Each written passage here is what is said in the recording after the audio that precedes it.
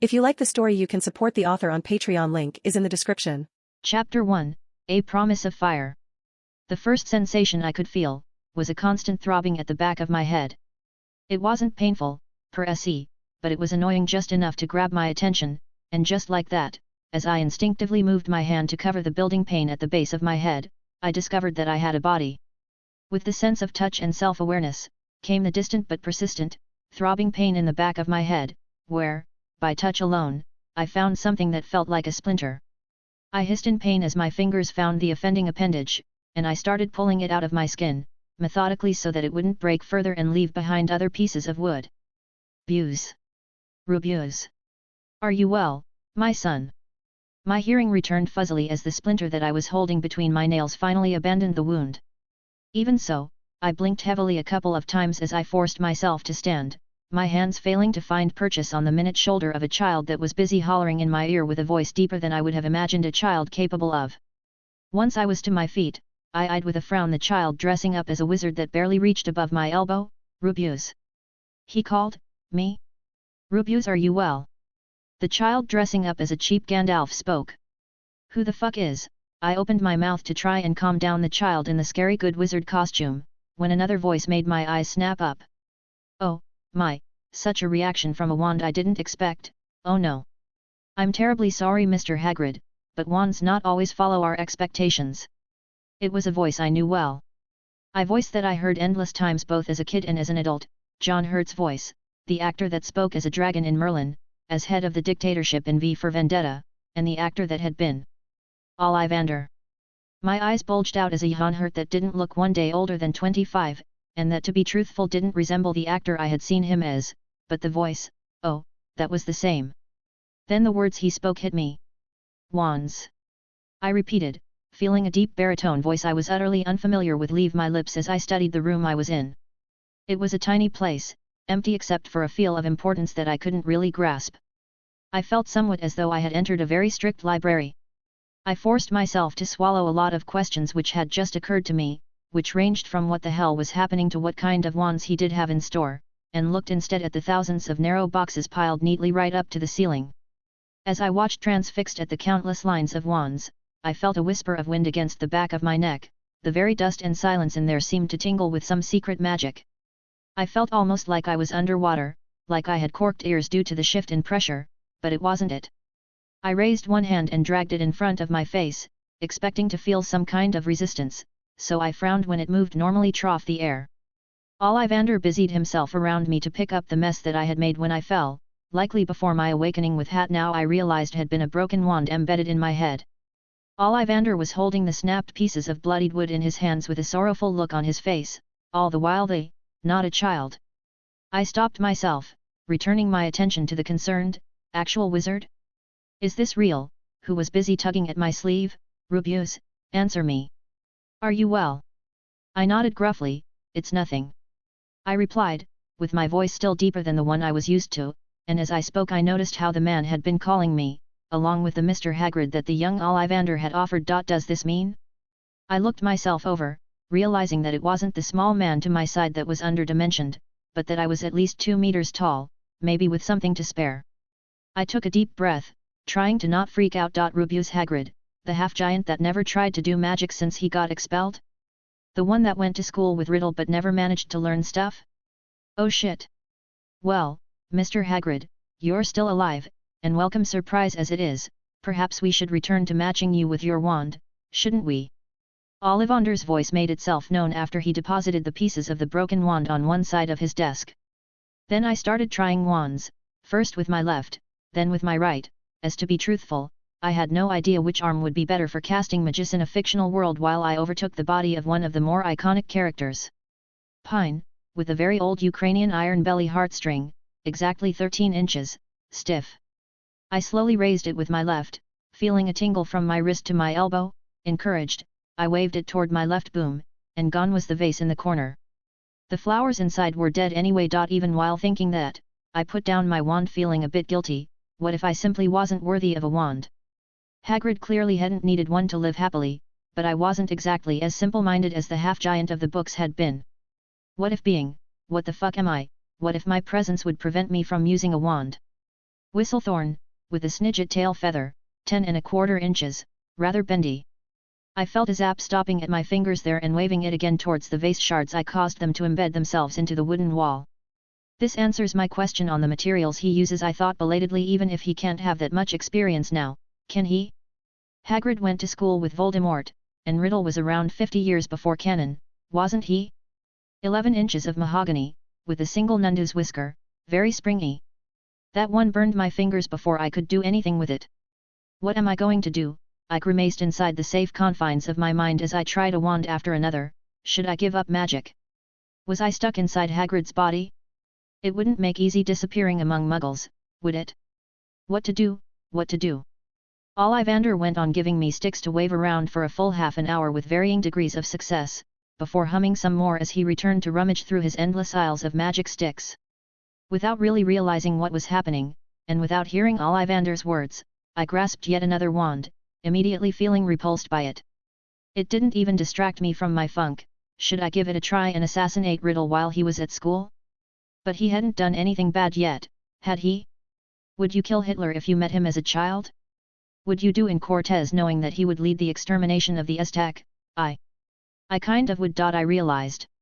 And right now Riddle wasn't a Dark Lord yet, merely a very squishy teenage wizard, and I was riding the body of a demi-giant, one that I remembered tanking stunners from the Harry Potter books. Maybe I shouldn't take my situation as something bad. I thought as yet another wand failed to elicit a reaction out of me. I'm here. Maybe Hagrid was shit at magic, and even somewhat insane, but I sure as hell am not. As that last thought traveled through my mind, I managed to focus once more on the people and the events around me. If Hagrid managed to crossbreed whatever the fuck the blast-ended Skrewts were, without instruction and without a wand, what was to say I couldn't do much more? Who was to say I couldn't do every absurd thing that came to my mind? Who was to say that I couldn't manage to forge Narya inside a volcano? Or crossbreed a Venusaur out of nothing? Who was to say that I couldn't be the actual best thing happened to the world since sliced bread? Another thought washed over me. What if I stop Hiroshima and Nagasaki? No, that would fuck up the war and maybe we would be ruled over by Nazi, but hiding the people? Helping them? Stop the attack on the World Trade Center? Maybe I'm still in time to save Gandhi. I could do and become anything I wanted. There were potions to distill liquid luck, spells to call forth storms and create secret passages between walls, fairies and Cerberus, secrets nobody knew anything about, and the future of the world to shape if a single man was in the position of doing something about it. And I could. Given the longevity that Hagrid had shown in the books, I had a lot of time to become everything I could be. To change the world for the better. Chapter 2, A Giant First Step. After my confusing but undoubtedly rewarding shopping at Ollivander's, I found myself walking behind Hagrid's diminutive father across Diagon Alley. It was wild. Each and every building was skewed in this or that direction, the signs sang loudly about the goods inside of the shops, and just behind a panel of glass, the shop owners had clearly tried to outdo each other in presenting a magnificent piece of their craft. A shop was entirely dedicated to lenses, and there was a selection of monocules hung in the shop window, each rimmed with a different material that glittered under the bright sunlight of a typical July's afternoon. The apothecary had an actual cauldron waiting above the entrance. From there spilled out in lazy waves twirls of feathers that turned out to be water drops that glittered like diamonds in the light before falling back into the cauldron, and from there yet another unique manifestation of magic was born. To be entirely truthful, given the competition that I could spy from my 2 meters and something of height, Ollivander was the only one that didn't need the showmanship. Slughorn is teaching potions, isn't he? I eyed the apothecary without truly knowing what to think about the man. On one side, he was a consumed Slytherin, meaning that he didn't think anything bad of speaking about Horcrux-related shit with Riddle. On the other, he didn't seem to be particularly prejudiced about Muggle-borns, which, given the time period I was nothing short of outstanding. Despite having only Dumbledore, Grindelwald, and Tom as examples of truly extraordinary mages, it didn't look like sexism was a thing in the magical community, at least from what little I had been able to witness. And maybe it made sense. Why would a witch be any less powerful than a wizard? Bellatrix had proven herself the second in command of Voldemort for anything battle-related in canon, didn't she? Come on, son, let's go home. No, Hagrid's father exclaimed excitedly as he led me across the alley, even as I distractedly observed funny little witches from the country up for a day's shopping. venerable-looking wizards arguing over the latest article in Transfiguration today, wild-looking warlocks, and what I imagined were raucous dwarfs. I kept trying to come to terms with my situation. Surprisingly enough, the thought that I had been chosen by Potter's wand.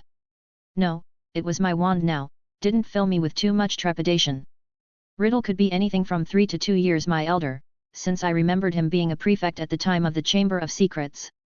Didn't he call back the basilisk because of the possible closing of Hogwarts? That means he had yet at least a year to complete at school.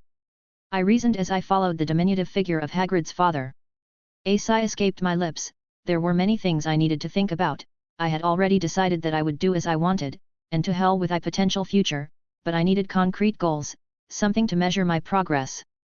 My fingers grazed briefly the wand in my wide pocket, and I relished in the warmth that surged up my arm and down my back.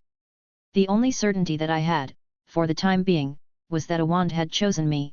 I was capable of magic, which in the world of Harry Potter, had a wide range of possibilities.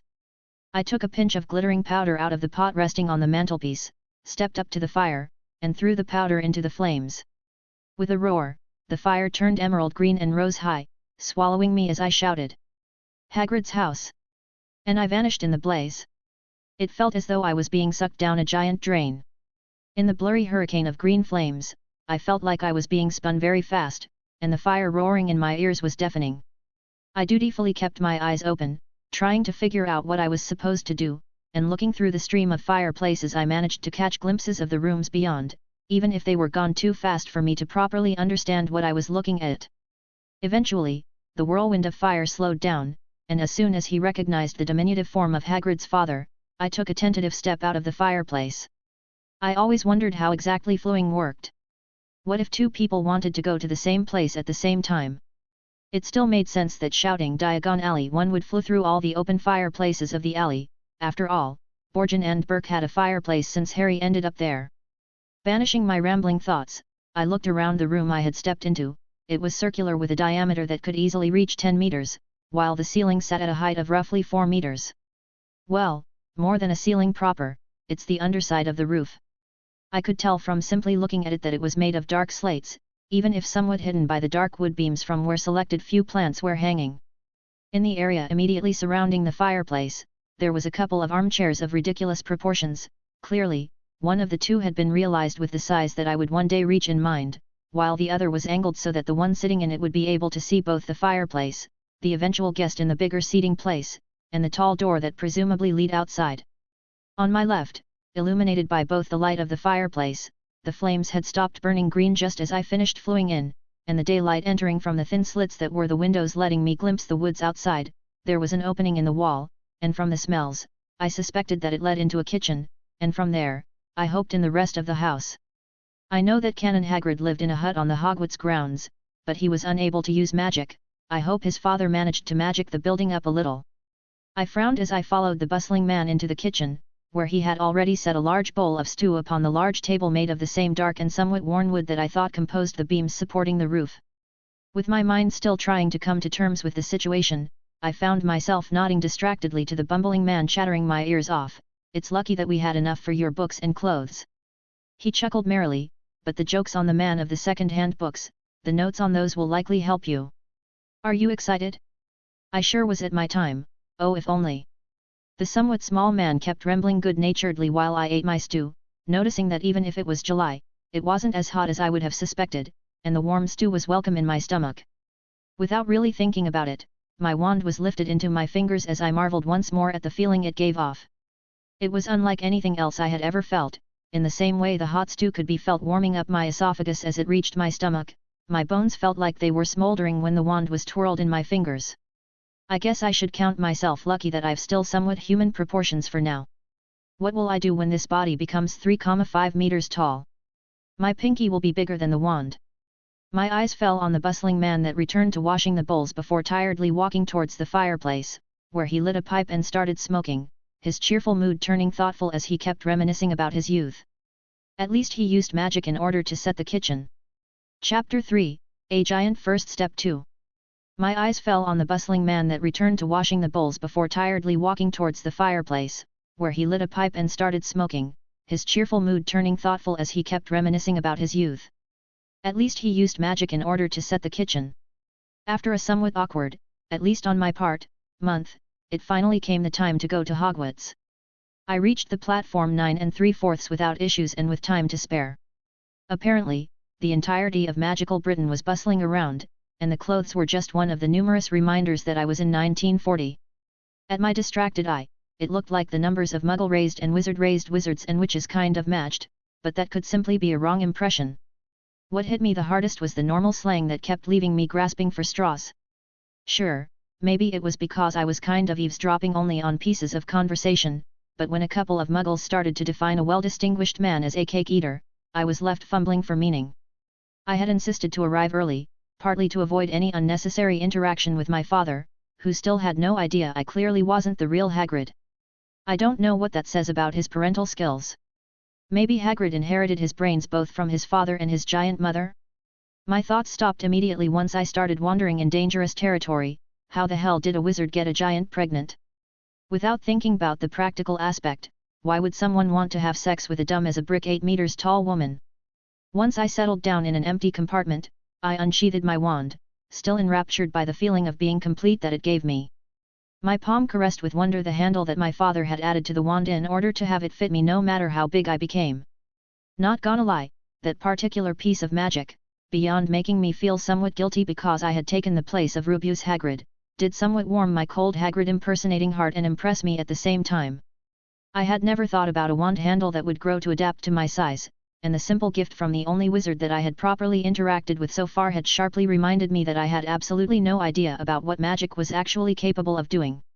Sure, I could figure out snippets and make up my theories from my meta-knowledge and the books I had already read, but I suspected that hands-on practice was the only thing that was going to actually give me an idea of what was possible and what I had to figure out my own branch of magic in order to realize.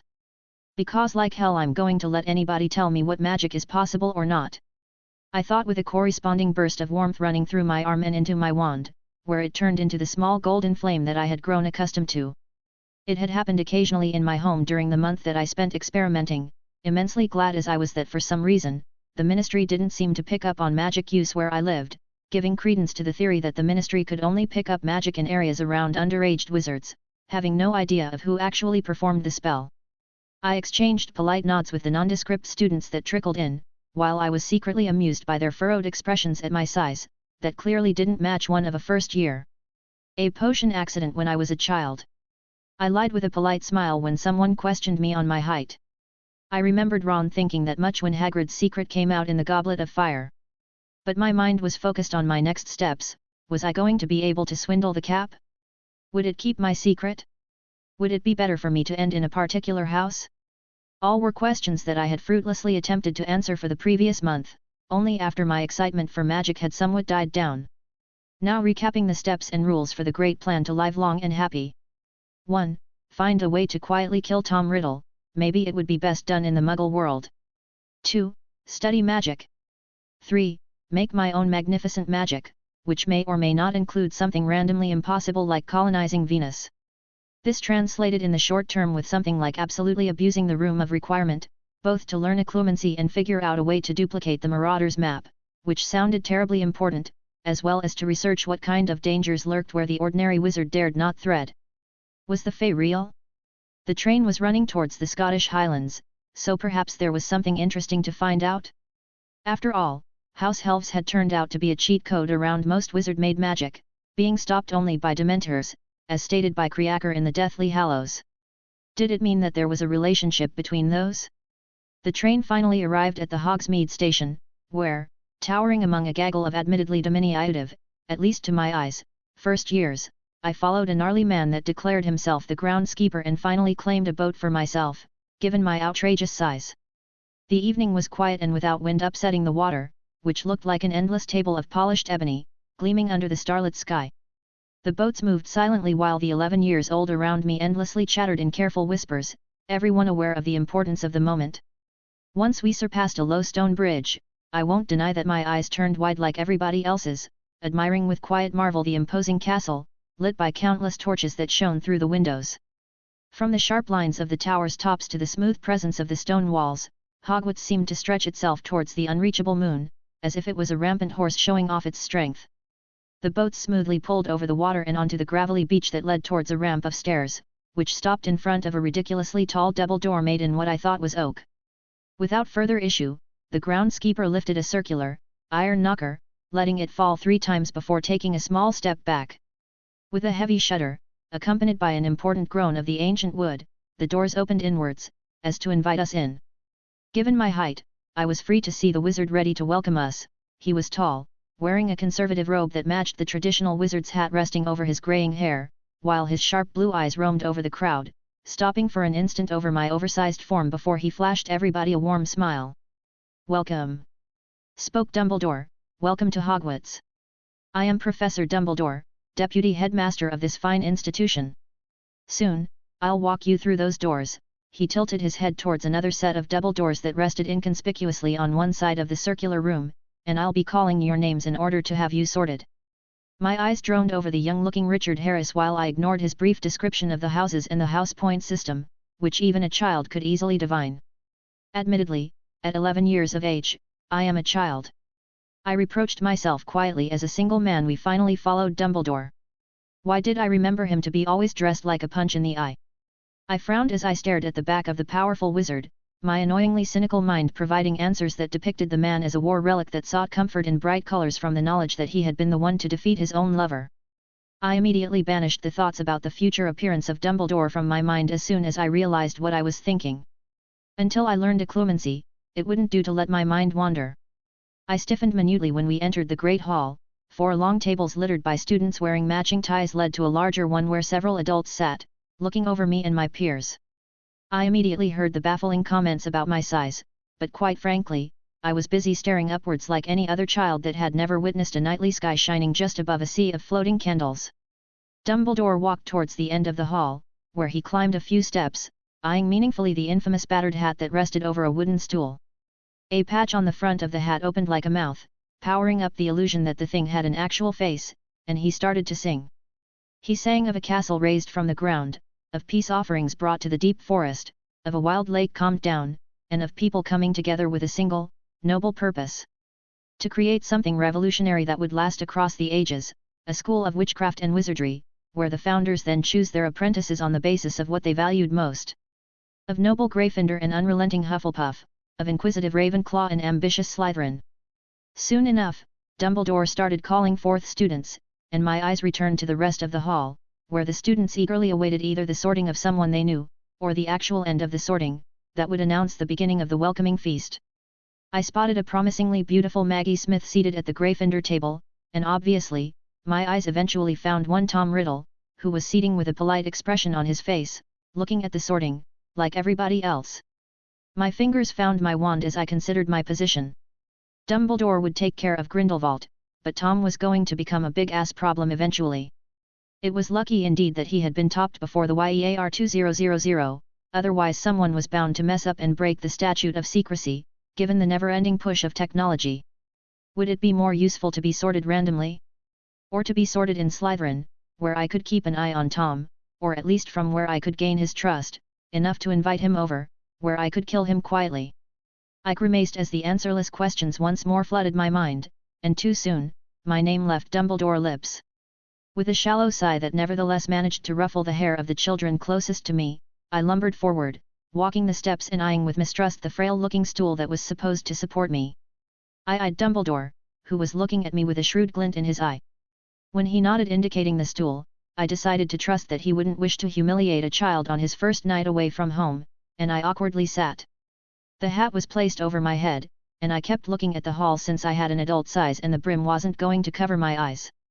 Only then I thought that if I wanted to keep my secrets, a mind-reading hat wasn't likely to be my best option. Talent, and wish to test yourself. The hat's voice sounded heavy in my head, making me startle momentarily. Then I wondered if it was going to answer my unanswered questions. But if the hat was capable of reading actual thoughts and relating them, which pure blood would have sent their child to Hogwarts? Or wouldn't the hat at least warn the headmaster of the psychos in Slytherin? Not only that, but to change the whole world. To create your own magic. To be ruthless in the pursuit of your dream. Too late I realized that the decision about my house was already taken away from my hands. Slytherin! The hat shouted for all to hear, leaving me with a single thought in mind while my eyes briefly crossed a couple of dark ones from my house. I fucked up. Chapter 4, Harry Potter, Chapter 4, Lesson Given, Lesson Learned. The welcoming feast had delivered on the expectations I had from my meta-knowledge, and after stuffing ourselves, meeting the ghosts, and being generally warned from the Forbidden Forest by Headmaster Armando Dippet, we first years followed a male prefect charged with leading the way. "You're a big one, aren't you? How did it come to be?" I turned my head to my left, where a dark-haired girl, with her badge shining proudly on her robes, was eyeing me with open curiosity. "Potion accident when I was a child," I offered my practiced lie with a thin smile. "I was too curious for my own good, I suppose." And that was that. We were led from the Great Hall through a confusing set of stairs and corridors, finally reaching the dungeons while the prefects explained what their role was. "I am Joseph Deverell, she's Janine Caro, we're the 5th-year prefects. So if you need anything in these first weeks, don't hesitate to ask. Now, try to remember the way, and don't tell it to anyone from the other houses, it's a secret. The trick to not getting lost is just keeping going down." I thought to myself as I looked over the ambience. Gone were the great windows and almost none airy landings. In fact, the corridors were noticeably smaller, and dare I say it, even gloomier.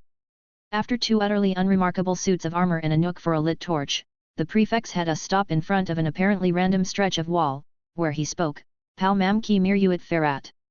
The blank wall seemed to unfold with a sound of grinding stone, not unlike what I remembered from Diagon Alley's entrance. The resulting archway let us access a large room made of granite, characterized with leather couches around low coffee tables, armchairs, and lit fireplaces situated in locations in order to stave off the cold and damp. It was, without a doubt, the most dungeon-like room I had ever seen, with greenish lamps and chairs. This dungeon extended partway under the lake, which gave the light in the room a green tinge. The common room had lots of low-backed black and dark green button-tufted, leather sofas and dark wood cupboards. One of the wooden tables had a wizard's chess set on it, where a couple of older students was playing while drinking what I was certain wasn't water. Where the walls weren't zero tea bare, the room was decorated with tapestries featuring the adventures of famous medieval Slytherins. It has quite a grand atmosphere, but also quite a cold one. I thought as my eyes landed on one side of the room was placed the largest fireplace, which roared merrily and around which the older students seemed to hold council, or some tripe along those lines. There was a piece of abhorrently classical and slow music playing from a gramophone, and the quiet chattering of students covered the room in a white noise not dissimilar from the pattering of a shy rain. While I ignored the repetitive explanation about house points and Quidditch, Prefect Joseph led us towards one archway, that after a few meters led us in a circular room that held 7 minor archways, whose contents got lost in the darkness. Each corridor contains a number of rooms.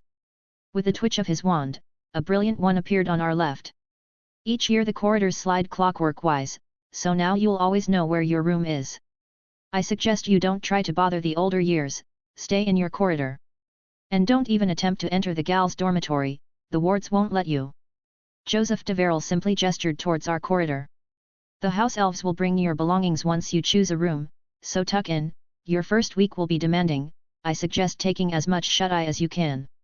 I let out a breath that I didn't know I was holding when it was revealed that each was going to have his own room, that we would keep for the 7 years and that would be returned to its original state once we completed our stay at Hogwarts.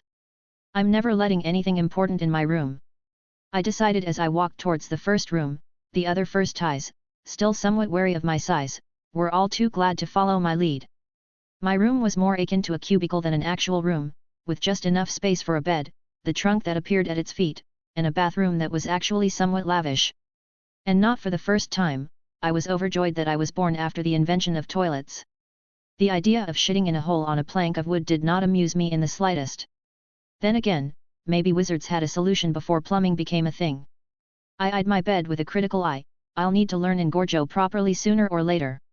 Relishing the warmth from my wand as I waved it in a slow clockwise circle followed by a jab, envisioning the result I was expecting while I willed reality to bend, I spoke, Engorgio. Almost as if I was using word to process an image, it looked like I had taken an angle of the bed and pulled following the diagonal, causing the width and the length of the bed to grow in a proportionate manner.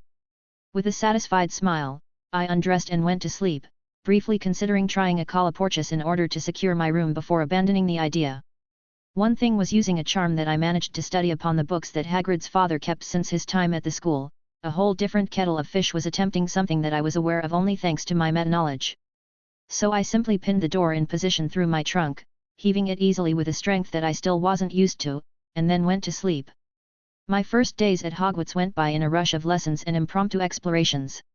It was all too easy to get lost when trying to navigate the castle, which in my opinion had a tendency to spontaneously rearrange itself. The books only spoke about the stairs moving, there was no talk about magic fuckery going on everywhere. Defense against the dark arts was for now mostly theory, listing a number of minor magical creatures that were somewhat nasty unless you knew how to deal with them, but we were weeks away from learning actual magic. Herbology had very little to do with magic in my opinion, and a lot to do with remaining calm, caring for nothing but the greenery around you. While I didn't particularly enjoy having to scrub the dirt from beneath my fingernails, I bulldozed through my tasks with methodical stubbornness, and dutifully memorized the information about the plants, hoping that at least they would turn out useful in potions. History, sadly, had one very dead Professor Binns as its teacher. So I spent those hours either doing homework or preparing diagrams in order to study history on my own. On Tuesdays, just before midnight, we had astronomy with Professor Summit, a woman who always had a pair of binoculars hanging from her neck. Her class took place at the top of Hogwarts' tallest tower, where we poked our telescopes between the crenellations to chart the heavens with sleepy eyes. It was interesting, more or less, mostly because the stars and the other celestial bodies influenced the development of some potions I had read in the library, but otherwise useless. Sure, I was aware that a basilisk hatched from a chicken egg under a toad after a night of the full moon, at least listening to my meta-knowledge, but for some reason, I doubted that we were going to be taught the importance of starts during the creation of rituals to create lethal beasts that we could drop on our enemies.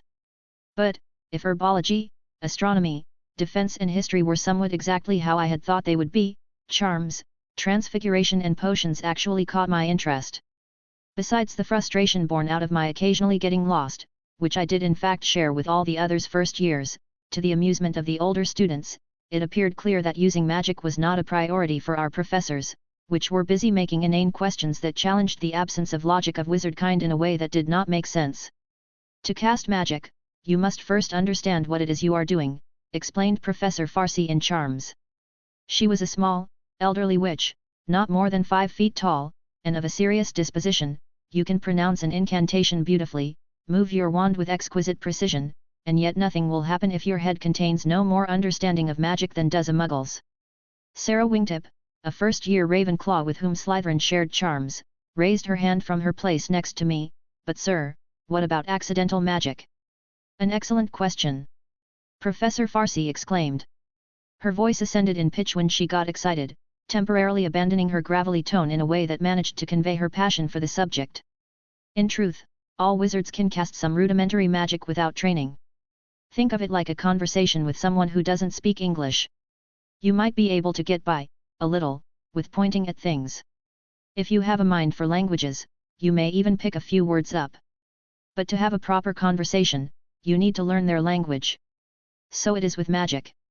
From the back of the class, where I could easily oversee everything going on, I raised my hand and asked once I was called by the elderly witch, the language of magic works through what then? Symbols? Is that the reason behind the wand motions? I earned 2 points for my house with my insightful question, which received an affirmative answer, but then if the symbols make sense only to me, would it be possible to use different wand motions in order to perform the same charm? And just like that, I lost 5 points because my questions disturbed the normal advancing of the class. Chapter 5, Lesson Given, Lesson Learned 2. I earned 2 points for my house with my insightful question, which received an affirmative answer, but then if the symbols make sense only to me, would it be possible to use different wand motions in order to perform the same charm? And just like that, I lost 5 points because my questions disturbed the normal advancing of the class. See, the part that nobody seemed to understand while reading Harry Potter, was that the coursework was prepared for 11-year-old children, who, no matter how talented, had a mind that admittedly could easily grasp new things, was also limited by both their difficulty to grasp an abstract concept, and the general limitations that they subconsciously applied to magic. Either because they grew up knowing about magic, and thusly were aware of the most common limits, or because they were muggle-raised, and thusly still not taking magic as the first path towards the completion of a task. I, on the other hand, was an ex-art student that had lived in the far future, with access to fiction books that described my current circumstances. So I was pretty much convinced that everything was possible. I had a growing number of theories about the workings of magic, which were obliquely confirmed by the words of Professor Farsi. Remember, when we talk about fire we do not just mean literal fire. It's much more than that. Fire is a symbol.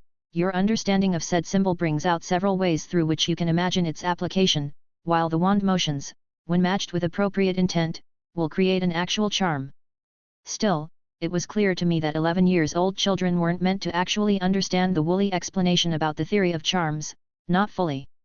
And despite that, they actually managed, when the time came, to make their quills tentatively quiver upwards in the air.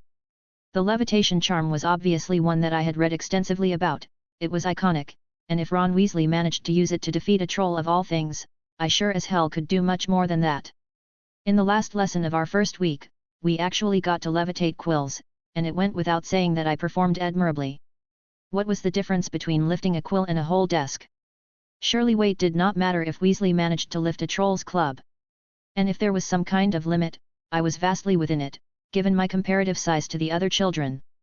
With an unenthusiastic rush of warmth that ran across my arm when I moved my wand, I levitated the desk, along with everything else that I had upon it. Professor Farsi saw fit to give me 5 points for the charm and detract 2 for disturbing his class. When we finally had transfiguration, I felt almost jittery. My faith was immediately rewarded, because Dumbledore was not only the first teacher that actually had us use our wands, but also an all-around kick-ass wizard, that somehow had managed to remember that magic was magic, and that to face it with anything but enthusiasm was bloody foolish. Transfiguration is some of the most complex and beautiful magic you will ever encounter. Dumbledore started out jabbing his wand at his desk, which churned on itself for a split second before becoming a proud lion, which eyed us students with a bored gaze before looking at the deputy headmaster with a flat gaze that seemed to be unimpressed. With another twitch too fast for my eyes to follow, the lion surged forward, scattering mid-flight into a flock of swallows that churned just beyond the reach of my hand while everyone let out a flabbergasted sound at the impressive demonstration. After a few seconds, the birds returned towards Dumbledore, turning into black and blue butterflies for an instant before amassing themselves one upon the other and merging again in their original form. Only that now the desk was anything but ordinary. In relief around the base of the wood, a rampant lion spewed a river of swallows from its roaring mouth, which turned mid-flight into the butterflies we had just watched change shape. Now, that is magic. I didn't even pretend to contain the smile on my face, and I stared unerringly at Dumbledore, captivated just like any other 11-year-old child. While charms is dedicated to the change, enhancement, or even creation or negation of properties of both animate and inanimate things around us, transfiguration is a branch of magic that changes the very shape of what or whom it is used upon. Dumbledore smiled genially at us while his twinkling blue eyes studied our reactions. But just as this branch of magic is complex and beautiful, it is also dangerous. It does not wear off, and the reversal of a transfiguration is an advanced skill that very few can hope to master. As such, I expect that each of you will apply himself fully in this class, and that you will not allow your attention to waver before attempting a transfiguration, no matter how inane it may appear in you eyes. Then he smiled, cutting off his serious tone with his genial attitude.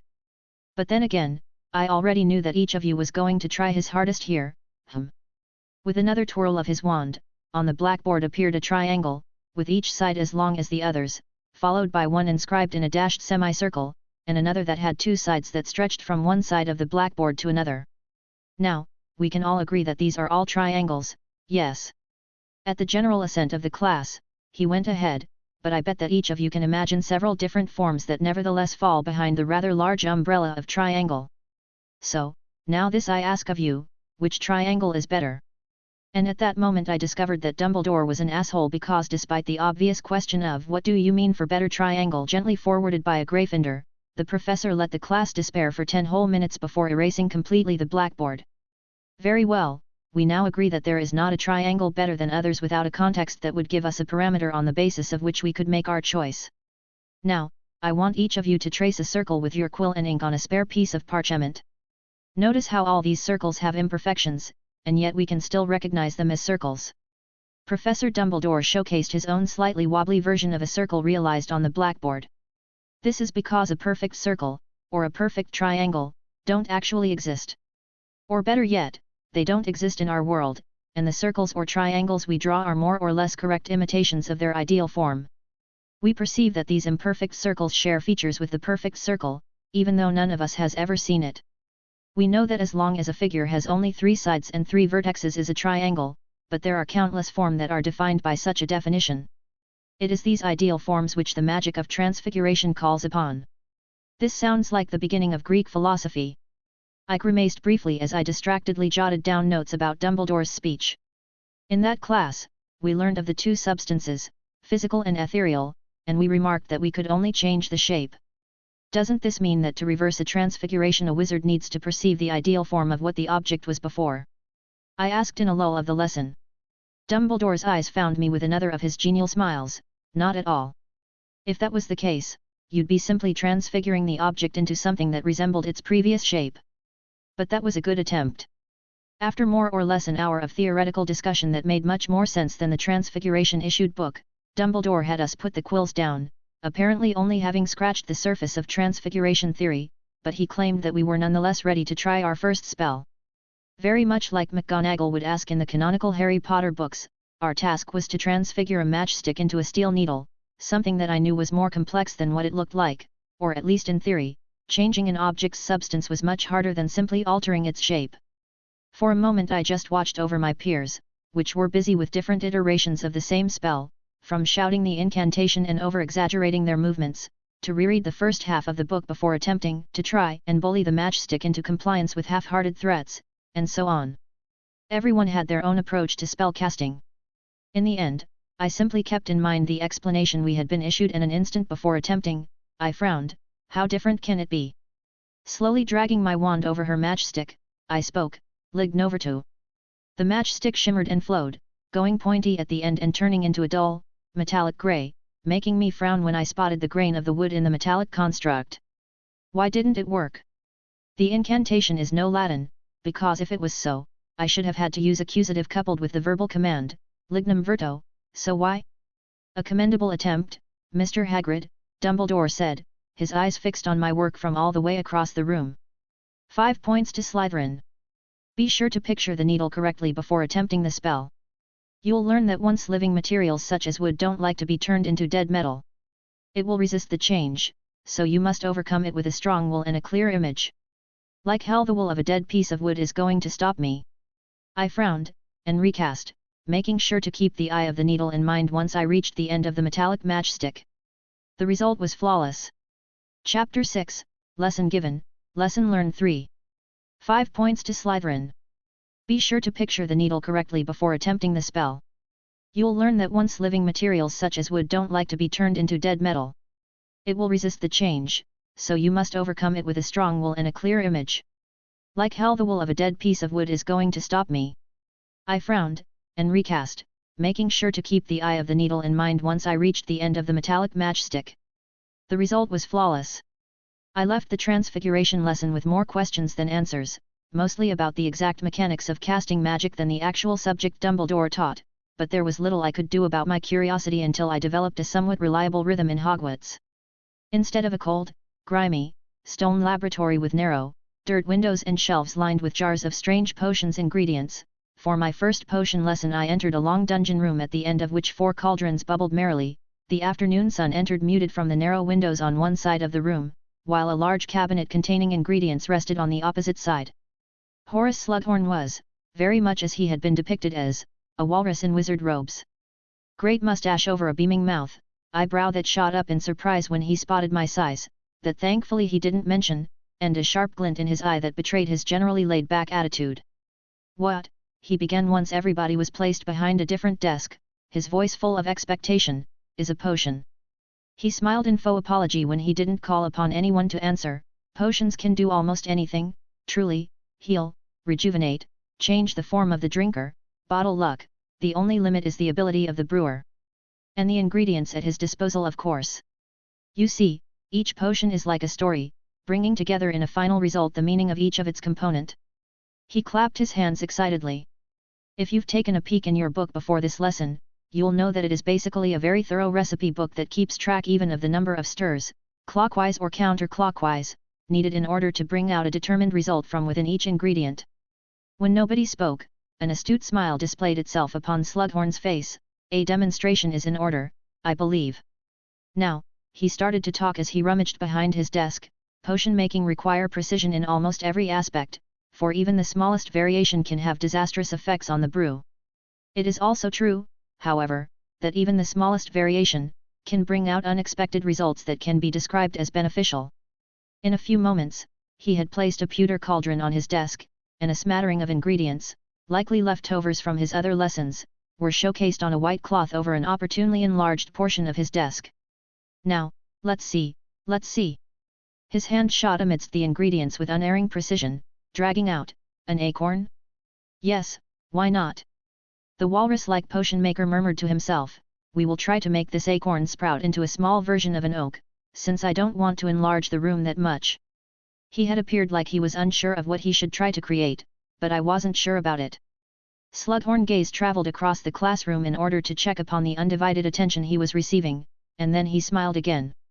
I will need your help to decide on what ingredients will be needed, he stated, Miss Horine, which of these ingredients would you associate with life and renewal? The pugroot root is often present in healing potions, said the first-year Slytherin, and he pointed to one of the plants, though she seemed puzzled by the question. I looked at the suggestion. The root was thick and heavy, dense, and with thin filaments of red running through it. The pugroot gives birth to a plant is sturdy and with leathery leaves. Slughorn clarified for the sake of others that had no idea of what the student had been talking about, but he also shook his head. But no, remember?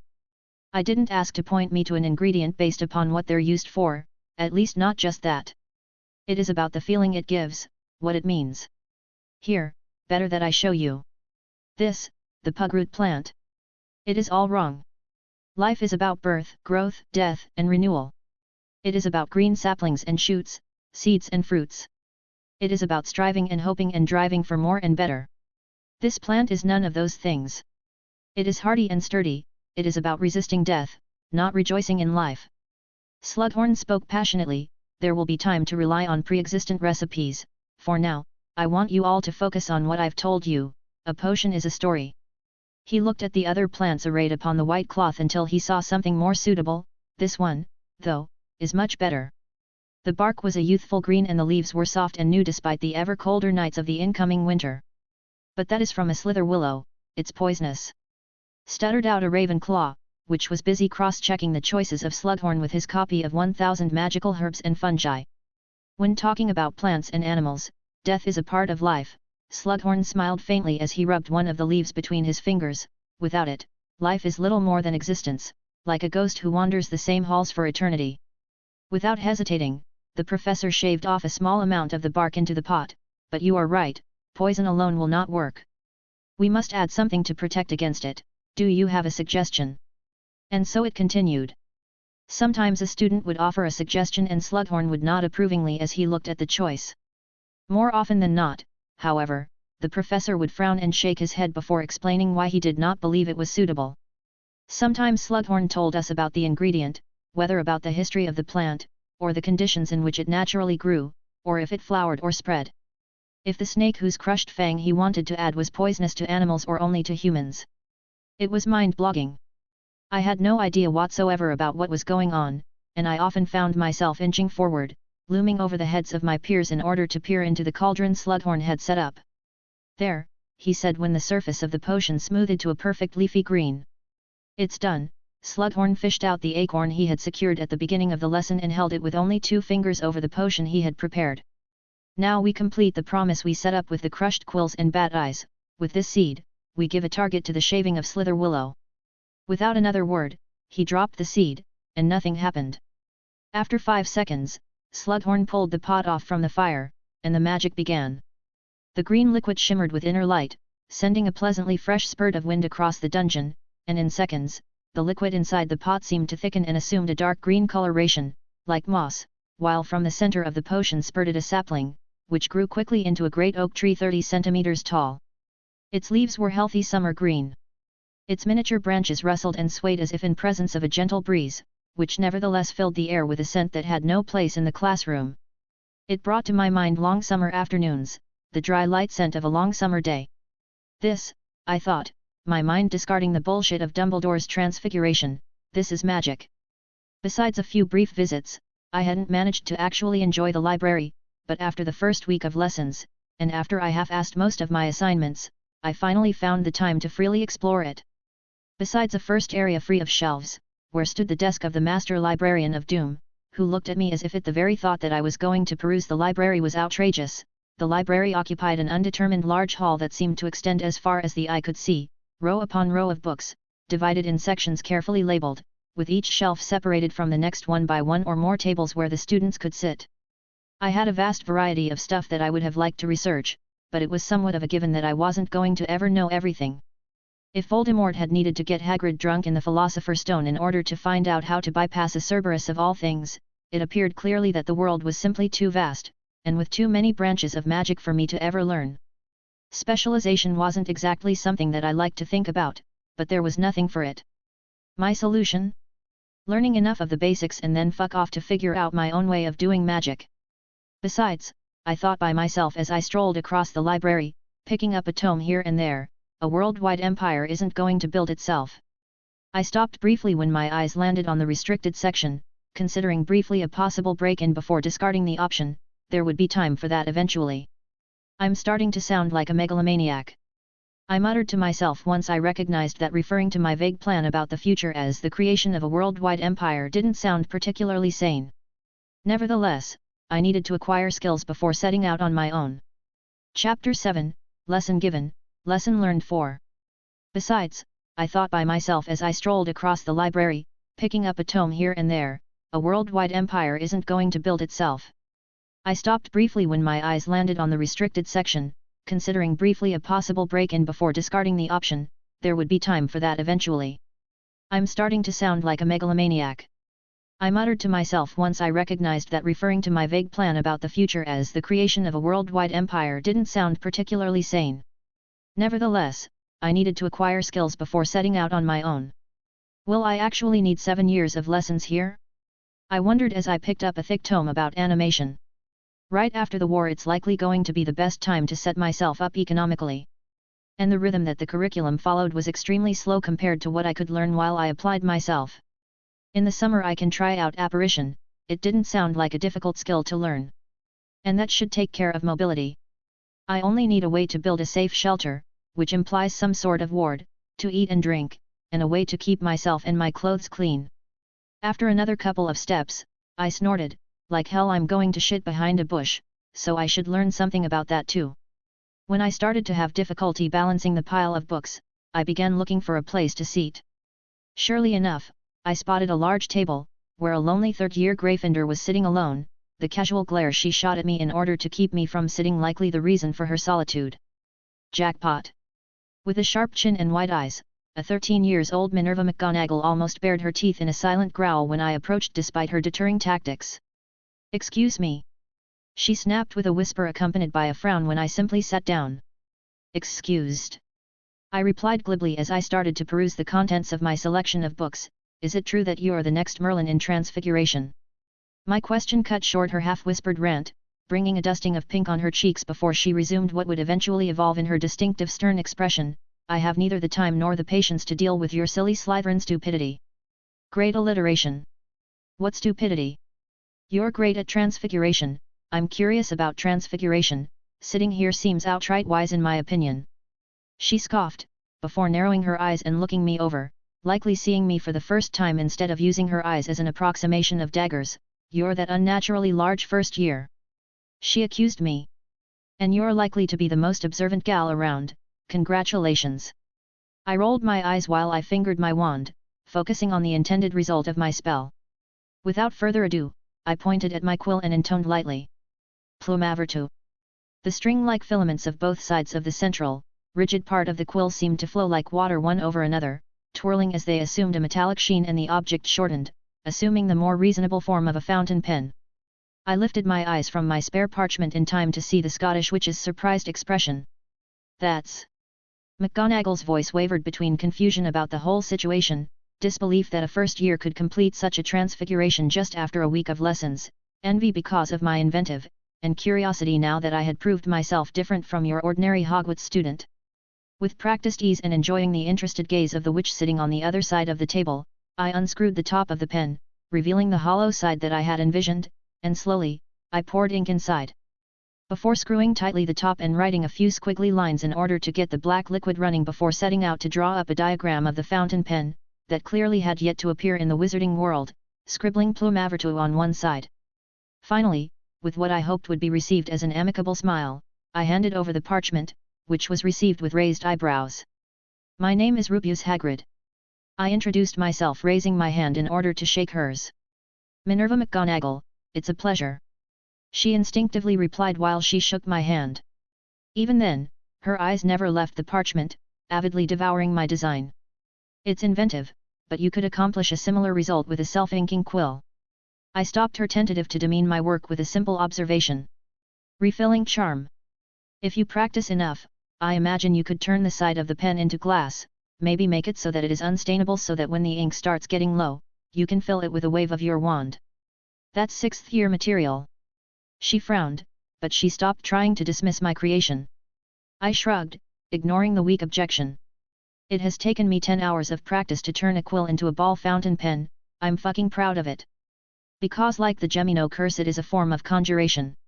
I tentatively proposed, neatly introducing one of the questions that had been rolling in my head for the past week.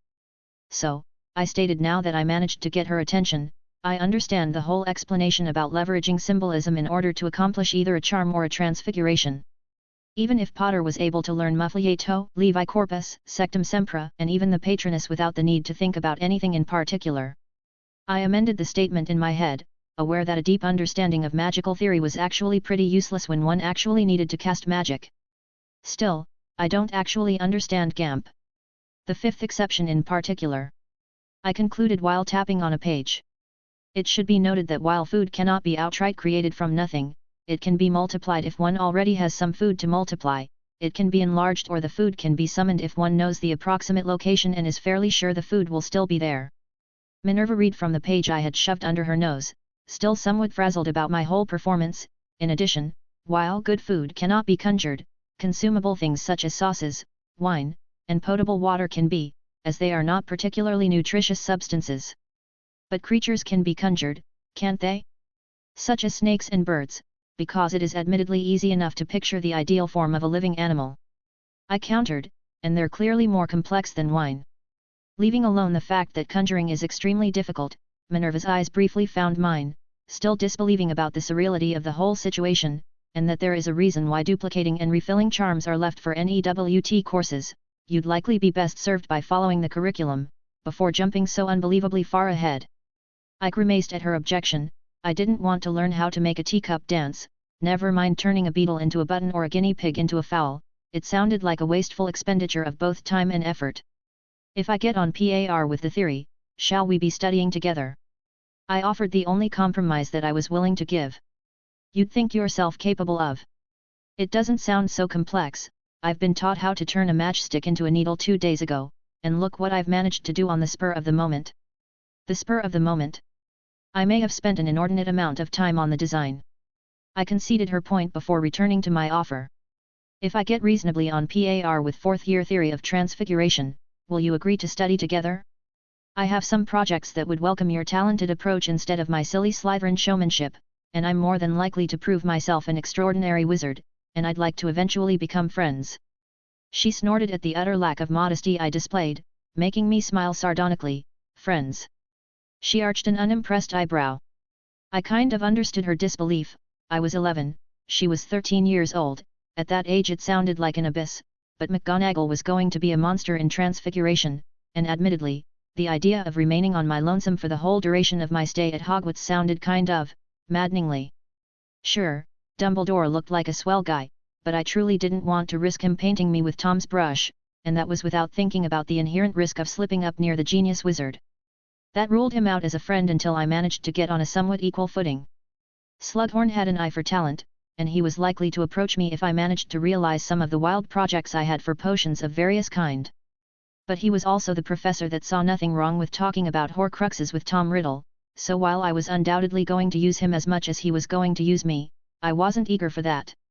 The only remaining person that could provide something akin to an intelligent exchange, unless I wanted to waste my time by scouring the whole population of Hogwarts, was Tom Riddle. Yeah, that wasn't an option, since I still needed to kill the megalomaniac fucker. You'd think yourself capable of catching up. Minerva stopped her objection when she spotted me twirling the fountain pen I created. Very well, I agree. A few hours later, I ended up checking out several books on transfiguration suggested by Minerva, who still made clear that she wasn't going to give me the time of the day unless I proved myself to be actually competent. This wasn't the world of petty rivalry depicted in the Harry Potter books. The differences were glaringly obvious. Not only for the long-lasting effects caused by both Grindelwald and Voldemort, but very much because of the general mentality of the people. In 1940, respect for your elders and for institutions was very much a thing. I was about to reach the common room, where I had every intention of buckling down on transfiguration for the rest of the day, when a muttered voice behind me gave away the presence of someone else. A spell sizzled uselessly against my back, making me turn with a frown clearly etched on my features. Behind me, there was a pair of older Slytherin students, likely around 14 years of age, who shared an expression of amusement that quickly turned into one of disbelief when they understood that their first move had utterly failed. Said expression turned into one of confusion when instead of recoiling in fear, I took a step forward and brandished my own wand, Expelliarmus. I flicked my wrist as I had religiously practiced, the image of the disarming charm stark clear in my head, followed by another, more subtle twitch of the wand directed at the second student. Levi Corpus. Protego. The instinctive answer of the first kid came in time to stop the disarming charm, but it did not spare his companion, which was suddenly uplifted by his ankle, causing him to let his wand fall as he instinctively tried to bring his hands to protect his face from the floor, which for an instant looked like it was going to smash him on the face. The first student turned his flabbergasted expression towards his friend just in time to be nailed by another silent Levi Corpus, that I followed up with another, Expelliarmus. Confident of the results of my charm. A few seconds later, I was holding the wands of two very pissed purebloods that had no idea how to free themselves, forced as they were to dangle from their calves, flashing all the corridor with their underwear. I sighed, considering the situation. What to do, what to do? I suppose I should be grateful that the bullying of the clearly different first year waited for a whole week. That was very well done. A calm voice that did not belong to a 13-year-old kid made me turn where an amused Tom Riddle was looking over the results of the impromptu duel. Oh fucking hell! I groaned. Chapter 8, Harry Potter, Chapter 8, Rising Star I ignored the frothing at the mouth teenagers that I had swiftly incapacitated in order to study Tom Riddle, high cheekbones, dark eyes, and flowy black hair. I could understand how he would grow up to be charming, but for now, he still held the gangly, uncomfortable appearance of someone that had just got started on puberty. Distractedly, I loosened my tie before resuming my walk towards the common room, the wands of my impromptu opponents held loosely in my hand. You could have helped, you know. It didn't look like you needed it. Came the smooth reply, aren't you going to? He nodded towards the still screaming teens, suggesting that I took a measure of revenge for their attack. I rolled my eyes. I wasn't going to punch around teenagers only because they were dumb. Even if I going to kill this particular 13-year-old. I grimaced as my resolve showcased my hypocrisy, choosing instead to answer Tom's inquiry. I was thinking about placing the wands on the mantle of the main fireplace. Even if someone different than a professor manages to get them down, they'll still need to recover their wands in front of everyone. A power play. Tom's eyebrows rose on his forehead. You're not like your everyday 11-year-old wizard, are you? Fuck. I shrugged. What did give it away? My height? My nonverbal charm? The fact that their first Pietrificus Totalis didn't affect you at all. But yes, the nonverbal magic is quite advanced.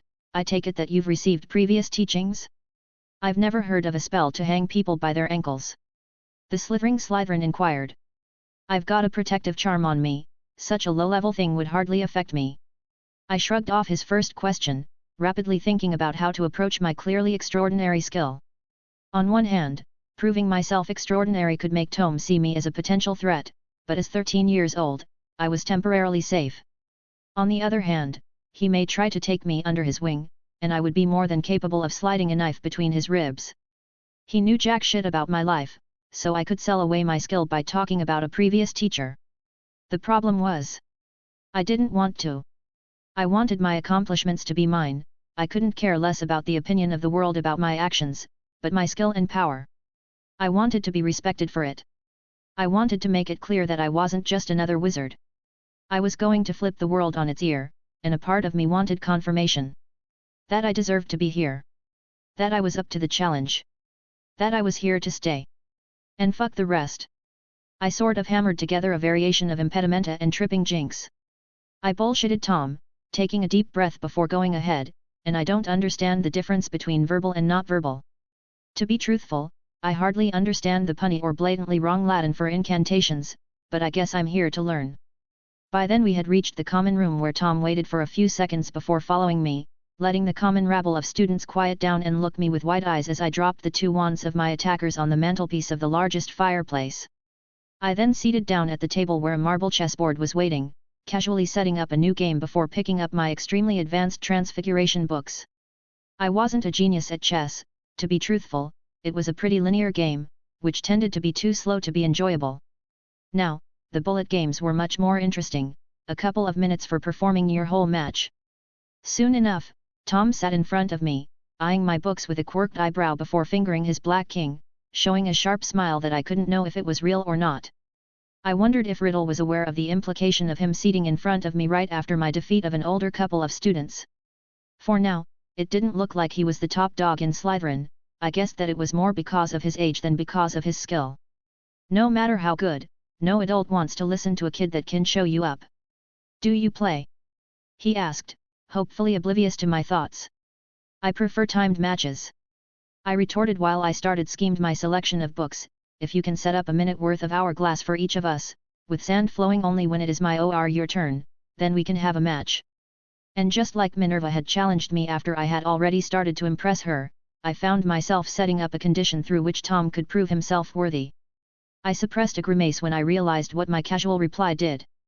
Questioning his worth is a sure way to have him do something, but it will also make him see me like someone that looks down on him. Befriending psychos was hard, who could have guessed? I started casually scheming the principles regarding the transfiguration of living beings, trying to reconcile it with the admittedly limited knowledge I had about transfiguration. Long-winded chess matches, not professionally at least, were generally won in virtue of the computational skills of a player coupled with the concept of wearing down the opponent, piece after piece. Bullet games were instead a balance of aggressivity and timing. Generally, the first 5 to 10 moves were executed through rote memorization, getting the horses on the field, opening avenues for the bishops to strike, controlling the center of the chessboard with your pawns, and more often than not castling in order to set up a defense. So I watched with the corner of my eyes, with disguised amazement, as Tom frowned in concentration and pulled out his pale wand. With a muttered oxio, which I'm sure he pronounced more to my benefit than out of real necessity, a couple of pawns from a free chessboard were summoned to our location, squawking outraged by the sheer gall of the 13-year-old Slytherin, before he muted them with a distracted silencio. For a few seconds, Riddle seemed to still as he looked them over. Then he quietly waved over them with his U-wand, and I stared openly as the pieces elongated themselves, the marble they were made of flowing like water on their sides in order to showcase an 8-like shape of glass. After a couple of muttered incantations, with a tap over the head of the 2 small hourglasses, white and black sand fell in its respective hourglass, stilling in the upper side. In the end, the 2 pawns, which had originally kept glaring daggers at Riddle, had gone from being a couple of crouched infantrymen behind kite shields, to 2 handspans tall hourglasses, one in white and one in black, with helmed heads that were still glaring outrageously at Riddle. I stopped pretending to study in order to follow as closely as I could the next part. Transfiguring was easy enough, the fundamental principle was something that I had grasped successfully, and everything that followed was a mere consequence. Making it so that the sand would run only at the opportune time was not so simple, and entered a field that I hadn't yet met. Enchanting. Sure, charming a feather to float was technically enchanting, for it added a property to the feather that it naturally didn't have. But it was a direct approach, very much like a color-changing charm. Making it so an object would retain a certain mechanism or magic was a whole different kettle of fish, at least in my admittedly uninformed opinion. His eyes met mine then, and he openly smirked before simply touching the top of the black hourglass and the head of the Black King with his wand, before repeating the process with the white pieces. Little motherfucker. I cursed mentally at him. By doing everything silently and without movement of the wand that I could see, he had effectively stopped me from learning something new. Chapter 9, Rising Star 2. His eyes met mine then, and he openly smirked before simply touching the top of the black hourglass and the head of the Black King with his wand, before repeating the process with the white pieces. Little motherfucker. I cursed mentally at him. By doing everything silently and without movement of the wand that I could see, he had effectively stopped me from learning something new. "Would you like a match?" he repeated with a sly attitude that screamed, "Yeah, I kept what you wanted to see hidden, we both know it, deal with it. Or maybe I'm just fucking annoyed by this little shit." I frowned before moving my queen pawn ahead of 2 spaces, spying the white sand in my hourglass as it flowed for an instant, stopping immediately when my piece landed in its box. "Pawn b6. He answered with a frown, and my eyes widened as I saw his sand fail to flow at all. I moved without thinking, following my usual routine. "If you give the order the sand doesn't move?" I had forgotten that the chessboards were alive. "Bishop b5. Knight f3. I caught up with his method and stared pleased as the grain of sands didn't move from their place in my hourglass. My eyes found riddles briefly before I returned my full attention to the game, my lips twitching upwards. This will be fun until I figure a way to kill this little fucker. I didn't know when bullet chess actually got started, because I only knew that computers started to consistently win against humans in 1997, that was yet another useless bit of trivia that was even more useless now than it was in my previous life. The annoying part was that Riddle played like he was used to such fast-paced matches, which, given his brief frown when I had spoken about 1-minute match, was bullshit. Pure and simple. If you wanted to learn how to enchant, you would be better served by asking directly. He casually pointed out at the end of the first game, in which he somewhat stole a draw. "I'm going to strangle him." I sighed, reining in my instinctive answer.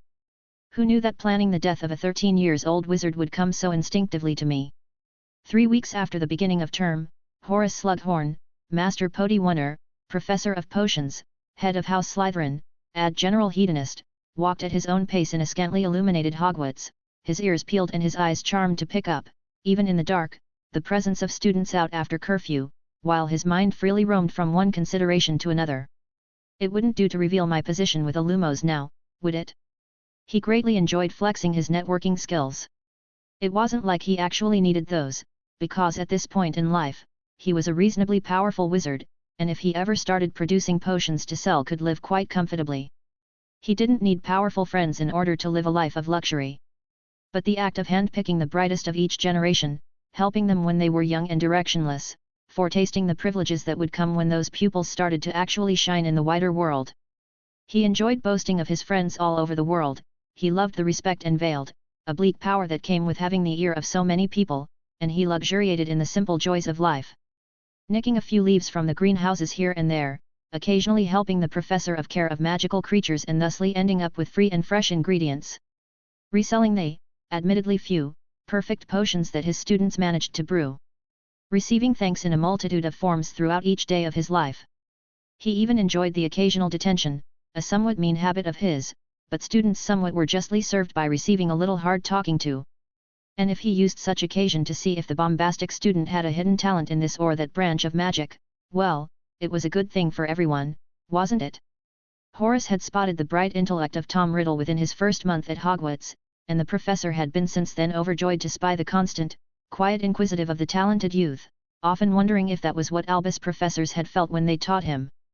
Oddities happened, here and there, magic wouldn't be so if it didn't come with its small quirks, after all, and while somewhat Horace bent a little his rules and helped along with this or that air in order to keep friendly ties with the next generation of lords, he was very aware that he shouldn't expect another like Tom Riddle for the rest of his tenure in Hogwarts.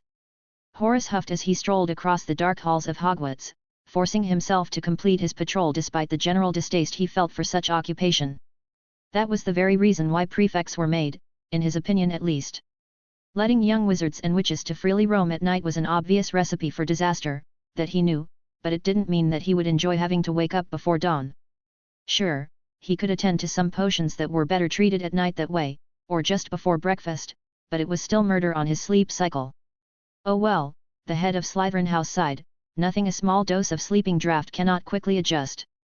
With another annoyed sound, he started to climb the astronomy tower, quickly falling back into his self-reflection and inane musings about his life, appreciative of the results he had got thus far.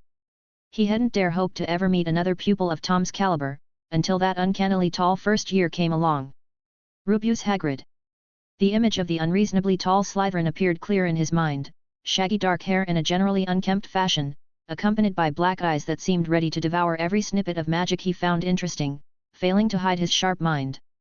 Besides his generally unruly behavior in class, at least going by what Horace's colleagues muttered from time to time, he was undeniably gifted.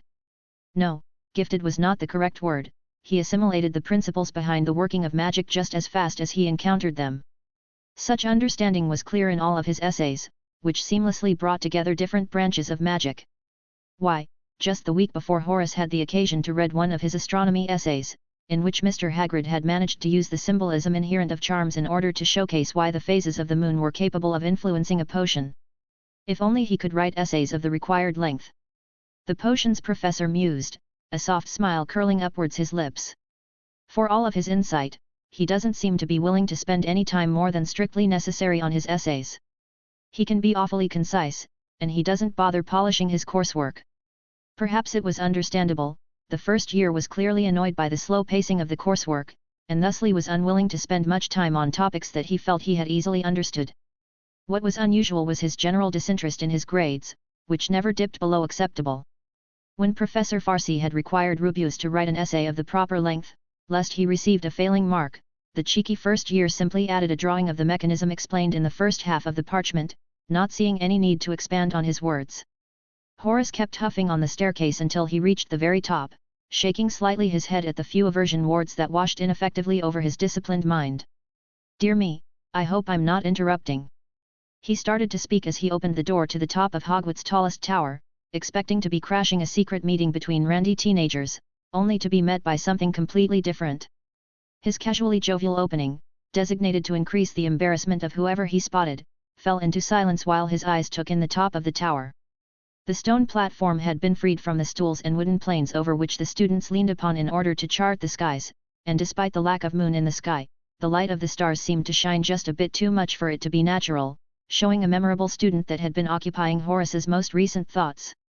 Calmly seated on an enlarged stool, one Rubeus Hagrid was slowly but constantly stirring a rather large iron cauldron, bluebell flames calmly shimmering between the cauldron and the stone floor, and a wide, curved shape of glass hovering just above the potion.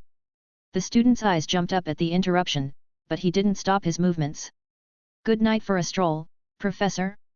Even if we're almost at dawn." He tilted his head toward the east, where the sky was starting to abandon the black of the night to become deep blue, slowly but surely tilting towards purple. Chapter 10, Harry Potter, Chapter 10, Rising Star 3. Bluebell flames calmly shimmering between the cauldron and the stone floor, and a wide, curved shape of glass hovering just above the potion. The student's eyes jumped up at the interruption, but he didn't stop his movements. "Good night for a stroll, Professor? Even if we're almost at dawn." He tilted his head toward the east, where the sky was starting to abandon the black of the night to become deep blue, slowly but surely tilting towards purple. "Mr. Hagrid." Horace stepped forward after having closed the door, conflicted between reprimanding the first year and expressing his curiosity about his student's endeavor. "I've thought a lot about our first lesson, Professor." Hagrid spoke without giving the head of Slytherin a chance to answer. "And I've asked myself, can I use one story as an ingredient for another, greater one? Using a potion in order to enhance another is possible only in a handful of cases. Poisons, for the most part." Horace strode forward with an interested gleam in his eyes, quickly undoing the charm that allowed him to see in the dark in order to discern the situation without magic to mess with his refined potion maker's senses. "That's what I had thought too at first, but then I rethought about the whole story concept you showcased for us." Hagrid's eyes remained pointed east, like he was waiting for something, "and it makes sense, a story doesn't need another in order to be complete. Then I thought about the refining of ingredients, and what it could signify." "And?" Horace prodded, his hands held behind his back, forcing himself to not interfere with a potion he could tell was not going to be harmful anytime soon. "Once he's done we'll have a stern talk about the risk of experimental potions," he decided, postponing the more obvious reaction to a student blatantly ignoring the rules in order to satisfy his own curiosity. "And if a single ingredient can be refined, I don't see why a small story cannot be brewed in order to obtain a very specific sum of properties." The tallest first year to ever grace Hogwarts halls explained, "A story that is nothing more than a definition of sorts." "What did you do?" "Well, I started with the idea of capturing sunlight in a liquid." He gestured with his head towards a thick stack of papers that Horace grabbed delicately, "but then I thought, go big or go home, and decided to capture Dawnbreak itself." "You used mostly fungi here," the head of Slytherin House observed, receiving a nod as an answer. Then the professor finally glanced inside of the cauldron, seeing only what looked like the uppermost layer of an impossibly deep well, which nevertheless seemed to shimmer softly when he observed it with the corner of his eye. I needed something to act as containment for the dawn break, you see. So I've chosen an iron cauldron, to act as a cage. But then I needed to turn the simple iron into something capable to not only withstand but contain the first ray of sun. Hence the dark amanita, desiccated and ground. Because it grows best in dark environments. Yes. The first year smiled widely at the professor, and goes into some sort of hibernation when exposed to direct light. So I lined the inside of the cauldron with it, using only a little water to turn it into a paste. Then extract of Nyx's delight, and limestone dust to coat the pine branch I'm using to stir clockwise. Because you want the mesh to happen orderly? Following the natural motion of time. Exactly, I'll only add one counterclockwise stir before the last passage, in order to turn the potion into a reactive state of sorts. 7 leaves of white ivy? Which instead thrives with sunlight. And no less than 21 luster bat's eyes. I see you modified the bluebell charm too. The head of Slytherin inquired, only to receive a sly smile in return. Well, yeah, the ivy will keep the cauldron from exploding, the bat's eyes instead I've added 1 per minute since the sunset. A luster bat's eye symbolizes the animal's ability to roam the dark, to capture even the faintest direction. Even if biologically speaking, normal bats use echolocation, not sight, and that threw me for a loop. Hagrid's eyes seemed to shine in the dark with unrepressed glee. The eyes are to capture the starlight, you see. I needed starlight in order to actually prepare the cauldron. Like a muggle smith warming the iron before striking it with a hammer, I'd guess. Horace found himself captivated by the extremely original line of thought that had brought the first year to spend the whole night tending to an experimental potion for which, he could readily admit, he had performed an incredible amount of research. Even if the importance of the timing and the importance of astronomy for the brew pointed towards ritualism a bit more than Horace would have wished for a first year, there was no denying the brilliance or the sheer ambition of the project. More or less, it was also to prepare the glass. It will be the epilogue of the story, just after the dawn, you'll see. As for the bluebell flames, I've lit an ember with the last ray of sunset, and only then I've cast the bluebell flames. Before Horace could keep questioning him, the tall first year shook his head. Now's the moment. Rubeus Hagrid suddenly stood from his stool, retreating the straight and freshly pruned pine branch that he had been using to stir his concoction, and placing himself with the cauldron between him and the imminent dawn. If you blink, you'll miss it. He warned with a suppressed bout of laughter. The sky had lost his pitch-like darkness, turning into shades of purple and pink that seemed to punch clean through a small cluster of clouds, and the eyes immediately burned as they were pointed exactly where the sun was about to surface. With a cautious movement of his wand, Hagrid tilted the curved glass above the cauldron until it rested with its center pointed exactly towards the incoming rising star. When finally the sun poked up from beyond the horizon, for a single instant, nothing changed. The shadows remained still, the stars didn't disappear, the colors of the sky didn't change, and the warmth of the favorite star of the planet didn't wash over the two wizards. Instead, the curved glass glinted impossibly in the dim light that came just before the actual dawn, and the dark pit of water present in the cauldron shone with the same impossible bright light of the dawn break, casting upwards a funnel of white warmth that shattered what was left of the night, accompanied by a whooshing sound caused by air being displaced by the change in temperature. Here comes in effect the powdered limestone, to bleed off the warmth. Then the curved shape of glass tilted backwards and fell into what had once been the dark water of the cauldron, which now shone of a pale gold, the shimmer over the water looking like the glinting of sunlight over polished silver, and only then the bluebell flames were extinguished. Horace slowly lowered the wand that he had raised in order to be able to defend himself and his student with a moment's notice, and looked at the final result with blatant awe. It wasn't an excessively complex potion, only one that required a lot of constant care, and it wasn't surprising, after all it wasn't something to be consumed in order to grant properties of any kind upon the drinker. It will be either a powerful agent to kick off a much larger reaction, or a veritable flash of actual sunlight, and a concentrated one at that. Horace mused with eyes that shone with interest as he went over the detailed notes of his now favorite first year. I was thinking that in a pinch it could kill a vampire. Hagrid laughed, and if he had looked a bit unhinged for a moment, Slughorn missed it completely, busy as he was with ogling the liquid dawn breaks. If I used reductio on the cauldron, would it concentrate the dawn break even further? No, it wouldn't make sense. But what if instead, I had turned into a liquid the light from an instant of the midsummer sun? It would be far more likely. Horace replied distractedly, finally finding again his proper role. I guess we can talk more about this during your detention for being out after curfew and experimenting with an original potion without a professor to oversee. And also for stealing ingredients, those eyes were worth a pretty galleon, I'll have you know. The annoyed groan of the tall student brought a smile to Horace's face. Mr. Hagrid was unusual in many ways, from his size to his attitude, and he wouldn't fail to entertain any time soon. Chapter 11, Harry Potter, Chapter 11, Parallelism I. Cursing is much easier than enchanting, even if technically they're one and the same. Riddle explained as I twirled one of the hourglasses we habitually used for our matches in my hands. The easier method to enchant an object is through runes. I guessed, interrupting him before he could show off even more than he already did. I looked around the mostly empty Great Hall, making sure that we weren't been overheard. It was a Saturday, and most students were sleeping in until they could hop to Hogsmeade. I guess that all the Muggleborns will remain here during the holidays. I grimaced as I remembered, not for the first time, that World War II was in full swing. Tom Riddle lowered his book about ancient runes, in order to take a sip from his tea. Once he put down his cup, he simply stared at me, arching an eyebrow while he nodded, confirming my speculation about runes. Well, I could guess that much on my own. I explained my reasoning. The first lesson of charms was about symbolism, and the first one of transfiguration was all about ideal forms, which is something we refer to through symbols. Enchanting, charming, cursing, call it however you like, it sounds more and more like you are imprinting a combination of ideas on an object. I don't know if your approach is simplistic or if the school made this more complex than it needed to be. A bit of both, I suppose. And I grinned at the frown on Riddle's face. You can't think of a single reason why in a world where knowledge is power the government would make sure to set hard limits to what wizards and witches think they're capable of?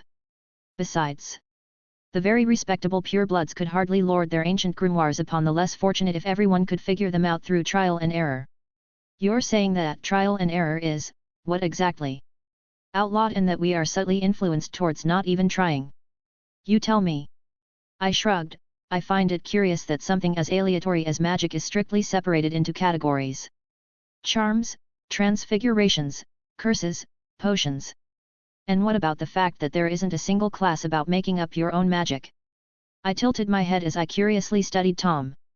He had been, well, not invaluable, but useful. Cramming through years of transfiguration theory was exhausting, but from time to time I managed to needle Riddle enough to receive a tip that spared me hours of headaches. Sure, he did it only because he had heard about the true nature of my detentions with Slughorn, and because I let him copy my recipe for Dawn Brew, which was the official name for my liquid dawn break. It was an exchange of sorts. I found the whole situation hilarious. I distractedly planned Tom's death, and he would one day end up killing me unless I stopped him first. At the same time, I chose to stay close to him because he was extra useful for my studies, and he was doing the same. The parallelism was hard to ignore. Advanced arithmancy can be used to predict the effect of. Yeah, but arithmancy comes with a bucket load of rules, doesn't it? Math is useful if you're building something that needs to follow a set of rules, namely physics. I interrupted him once my attention was returned to the conversation. Riddle grimaced at the mention of muggles, and a sly smile fell upon my features. What, don't like muggles? Before he could answer, a fluttering of wings announced the arrival of owls carrying mail. The surprise was great when one landed near us at the Slytherin table, its orange eyes fixed on me. With a frown, I freed its leg from the letter he was carrying, and I briefly read the shaggy script on the outside. Who the hell would write to me? Are you going to Hogsmeade today? I asked Tom, who was busy appearing uninterested by burying his nose into his book. I'd better get going before the crowd swarms the village. He answered while he rose from his seated position, a slight frown on his face. He was obviously conflicted between roaming a magical village on his own and poking his nose into my affairs, maybe looking for some leverage to use against me. It was the 26th of October 1940, we were nearing my first All Hallows Eve in Hogwarts. I spent almost 2 months at Hogwarts, occasionally chatting with Tom Riddle, and I would soon enough attempt to bring Minerva McGonagall into the fold, all the while enjoying my detentions with Slughorn. To be blunt, I generally lived fucking around with magic. While I accompanied Tom to the Hogwarts entrance that led towards the village, I was holding the letter in my hand with trembling fingers, and a feeling like bile rising up from my stomach. After watching Tom trickle along with other students to Hogsmeade, likely to spend what they could in preparation of All Hallows' Eve, which would fall on Wednesday during the next week. I returned into the castle, not bothering hiding my heavy frown.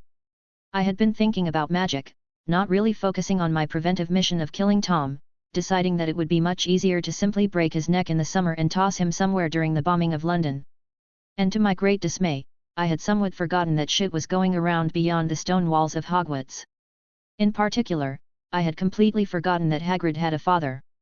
I walked briskly across the mostly empty halls of the school, ignoring the words written on the parchment. It's not my fault I've taken Hagrid's place. But even while I was thinking that, and I actually believed it, it was undeniable that the small wizard that had guided me through Diagon Alley not only believed me to be his son, but he had already, effective since my decision to actually grasp this second chance at life with all of me, lost Hagrid completely. I had no idea about the experiences that the original me had shared with his family, no measure of love for the Minute Wizard. And I didn't want to. I didn't want to feel any sort of twisted obligation towards someone that I effectively didn't know. I didn't want to be Rubeus Hagrid. Not as he was.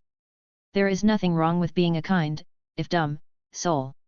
What I knew of the character was hilarious for the most part, but I wanted to be me. And I could hardly do that by pretending to be Rubeus. Or, better yet, I could, but I felt like shit already because of the effective death of original me's personality, which effectively had robbed Hagrid Sr. of his son. The idea of stringing the absent-minded wizard along was necessary. I gritted my teeth in distaste as I finally reached the 7th floor of the castle and started looking around, the unread letter still clutched in my hand. I needed a drink. I needed a drink badly. It was almost ironic stumbling upon the room of requirement in my mental state, but if there was something that I knew for sure, was that fate didn't lack in irony. The room of requirement appeared to me like a long stone hall, with cauldrons lined up on one wall, countless books on wooden shelves, and an impressive sequence of cruets and ampoules.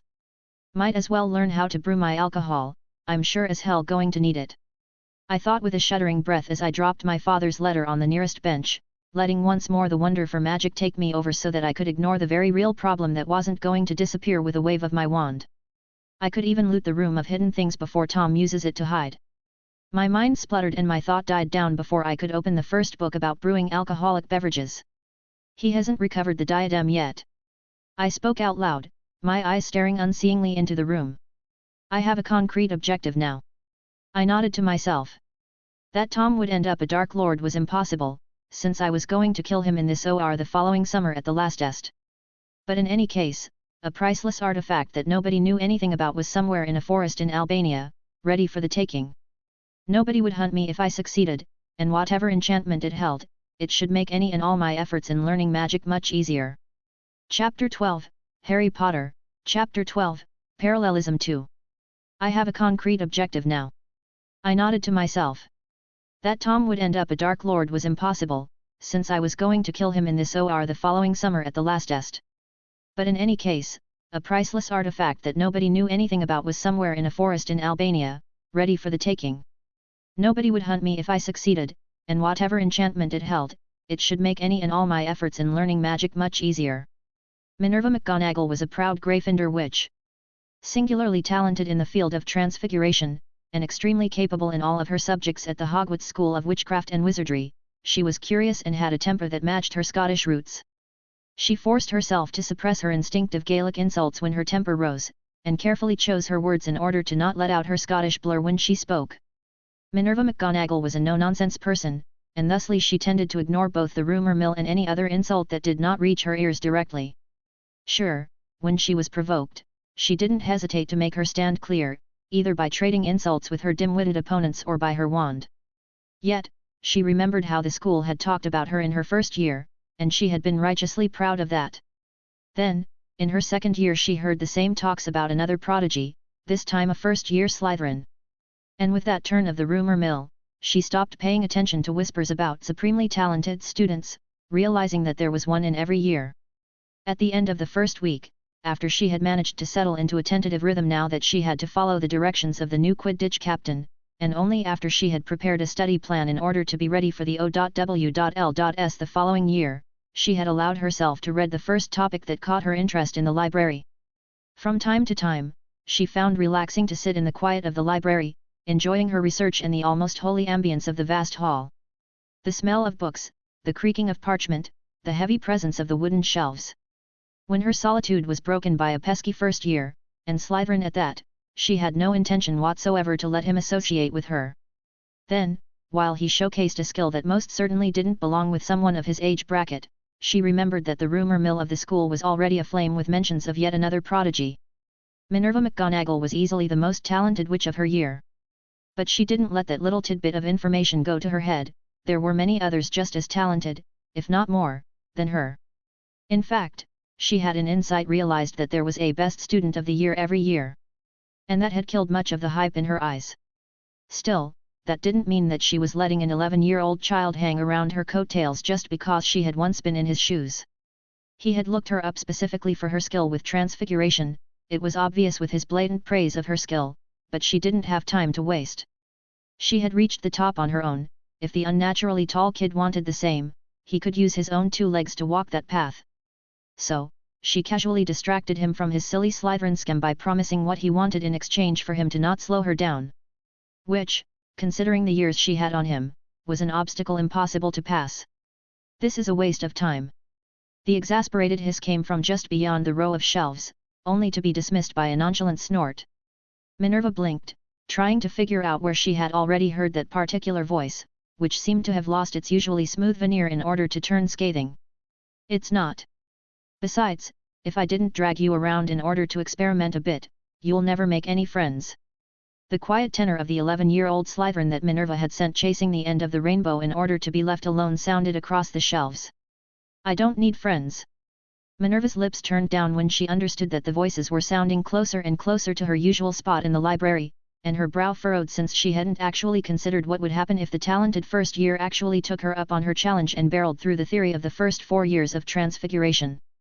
Nobody is born to be alone.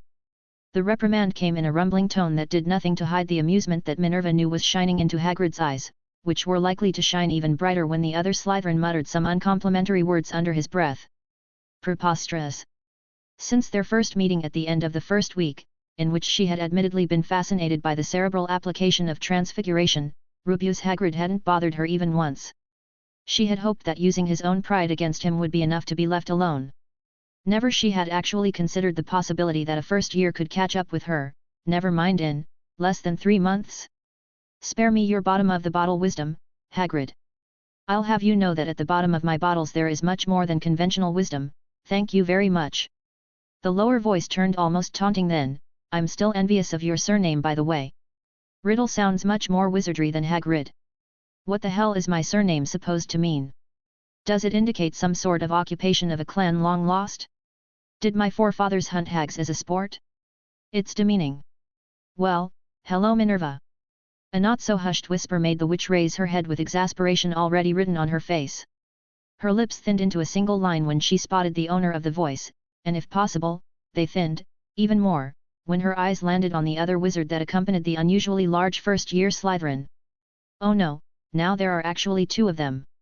A tall stack of books was casually dropped on one side of the table, not making a sound.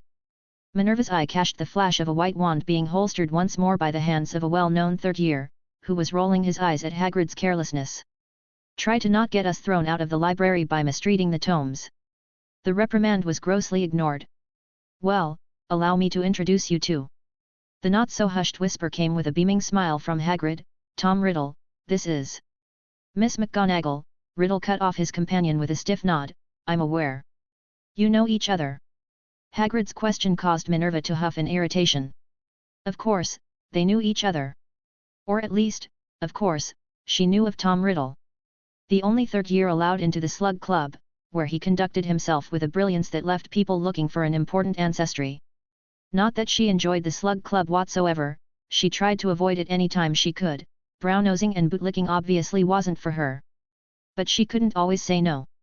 Lest she offended Professor Slughorn, and not stepping on the toes of her elders was only reasonable. The third year capable of OWL-level magic was known. That the younger years looked up to him was known. Even that his features had caused more than a few crushes here and there. Oh. I guess that Slughorn couldn't leave talented people alone. Hagrid initially confused rumble turned in a snort, while Minerva pursed her lips again, turning them into something almost invisible. Professor Slughorn. She corrected him. That's what I just said. The far too large first year blatantly lied as he sat down at her table, slowly followed by his companion.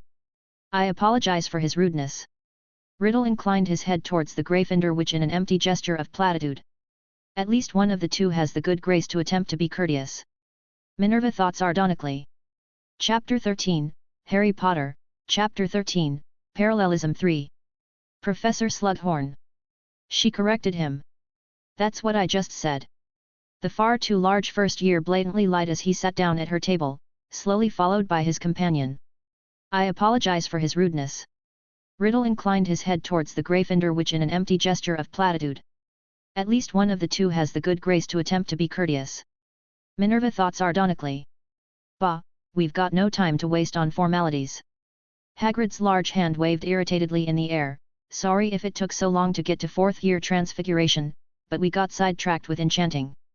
You got sidetracked with everything your eyes landed upon. I swear you're a Ravenclaw. Riddle sniped at the first year, who shrugged unrepentantly. You had some catching up to do too. I most certainly did not.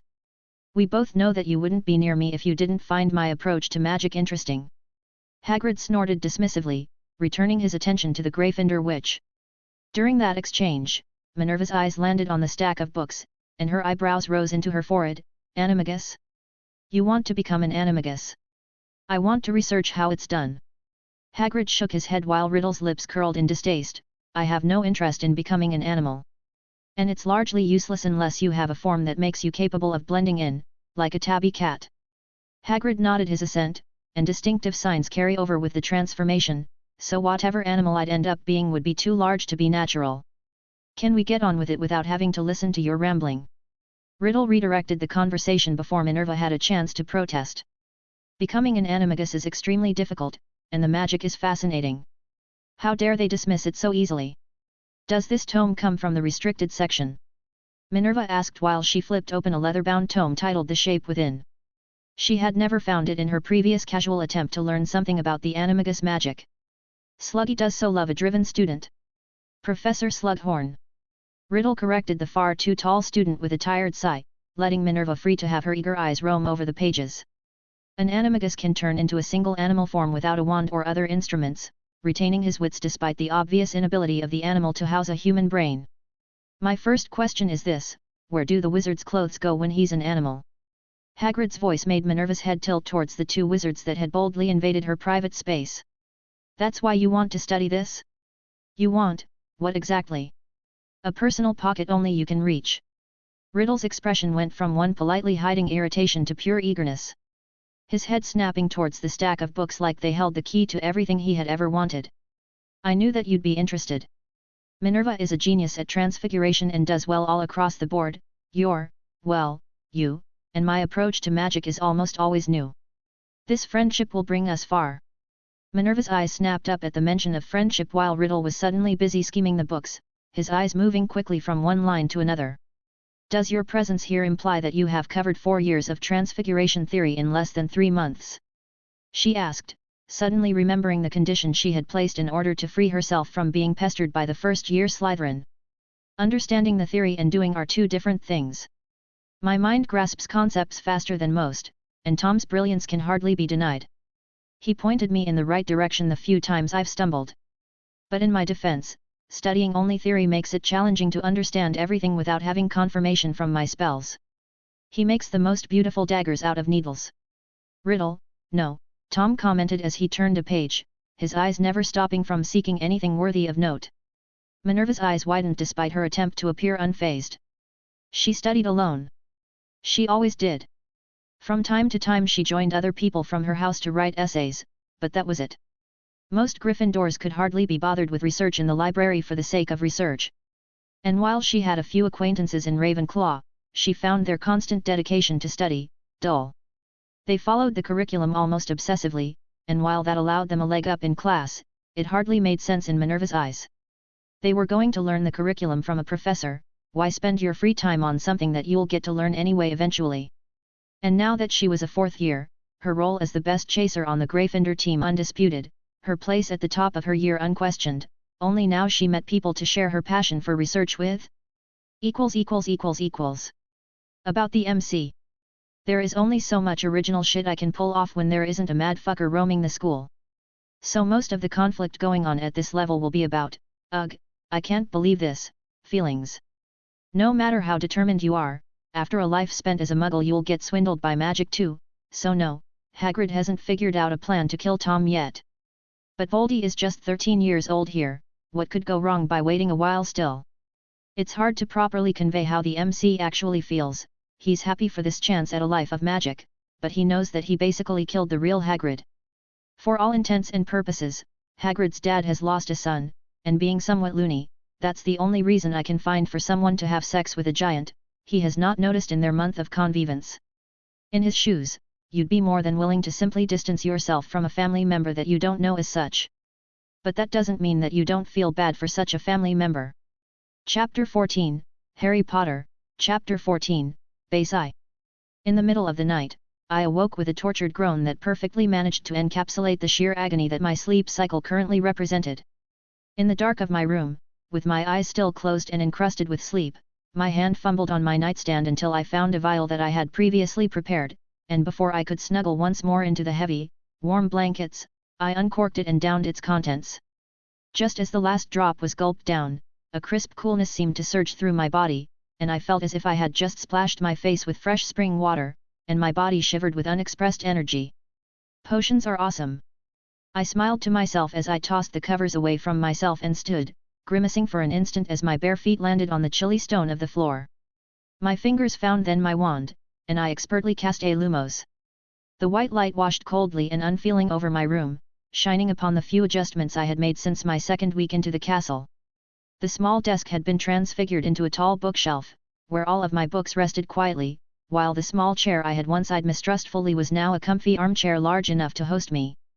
My eyes trailed longingly over the stacks of parchment that awaited me, but I forced myself to perform as many stretches as I could, for my body as well as for my fingers, which I feared would eventually lose mobility because of my half-giant nature. Sure, eventually I could probably purchase a series of tools in silver, which was an inert material as far as it concerned potions, but the idea of spending an inordinate amount of time dealing with clamps and whatnot to perform what any normal-sized wizard was capable of saddled with me. While I moved in the coldness of my room, I started to shift my stretches into what little I remembered of yoga positions, occasionally tilting my frame in order to not fall. While my body heated up because of the effort required by my movements, and a light sheen of sweat manifested upon my skin, I let my plans and thoughts about this life of mine fade away, slowly but surely quieting my nervousness about pretending friendship with Tom Riddle. Allowing my guilt regarding the relationship between Hagrid and his father to be smothered by the moment, and for a while, I thought about nothing. Once I had completed my routine, I took a quick shower, trying to cling to that particular feeling of thoughtlessness that marked my first steps on the road of the mind arts.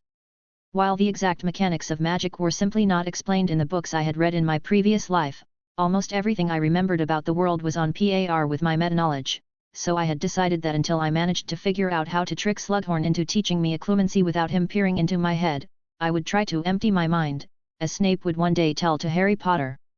How to raid the restricted section? I asked myself as I walked quietly in the empty halls of Hogwarts. Secrets of the darkest arts and magic most evil were going to disappear from the shelves as soon as I could manage it. I didn't know if Tom had already spotted the tomes. To be truthful, I didn't know if he had already gotten started on his quest for immortality, but if I could avoid that particular clusterfuck by doing something as minor as removing 2 books, well, how could I ignore such opportunity? Entering that particular area of the library was easy enough, besides Slughorn general giddiness at seeing me proposing outrageous stuff like preparing a polyjuice potion that would turn someone into an animal. Which I used as an excuse to research the animagus transformation, using such a topic to bring into the fold Minerva McGonagall and a reluctantly engaged Tom Riddle. The problem wasn't reading the material in the restricted section, the problem was outright removing it from the school. Hiding a book was stupidly easy, transfigure a hidden compartment into the shelves and dropping there the offending tome. Finding such an offending tome was complex. Because while navigating the ordinary shelves was somewhat possible after a bit of practice, the restricted section was a clusterfuck of epic proportions, organization-wise. While the shelves closest to the divide between the 2 areas of the library contained the least dangerous topics, such as the shape within or most potency potions, the successive shelves followed their own order. Some books were alphabetically ordered by their author, some didn't have an author, and were thusly dumped in blocks with topics of the same genre, but keeping them in order was an impossible task, especially given the fact that they moved. Turns out that there were reasons why some books were chained to the shelves, who knew? So, while I had a solution of sorts in order to prevent Tom from learning about Horcruxes, I still had no idea about how to find them. I returned from my shower with a determined glint in my eyes, and after dressing myself in the pale light of my lumos, I walked immediately towards the candle on which I had been practicing for the past weeks. I lit the wick simply by tapping it with the tip of my wand, before levitating the candle in front of me as I walked into the desert common room. I seated into an armchair in front of a fireplace where only the embers survived, and I twisted my wrist, having the candle follow my movement and drop molten wax on the stone floor. Once I created a large enough smidge, I lowered the lit candle, leaving it upright in front of the dying embers of the fireplace. What is fire? I asked myself, letting my eyes focus on the wavering flame. In charms, fire was a cornerstone of sorts. It represented a change in its most primal state. It was instinctive to rely on the symbology of fire in order to perform a charm. Languages came in symbols after all. And to talk with magic, ergo to do magic, meant being able to grasp at the same time the final result one wanted, the intent at the start of the spell, and a symbol that managed to act as a bridge between the two. It is change given form. Power at its most primal. I tilted my head as I stared into the small flame of the candle, my mind focusing on my memories of stars and nuclear explosions that I had witnessed in movies. But that isn't quite it. I frowned as my memories of Fawkes from the Harry Potter books surged forth in my mind. Destruction and rebirth?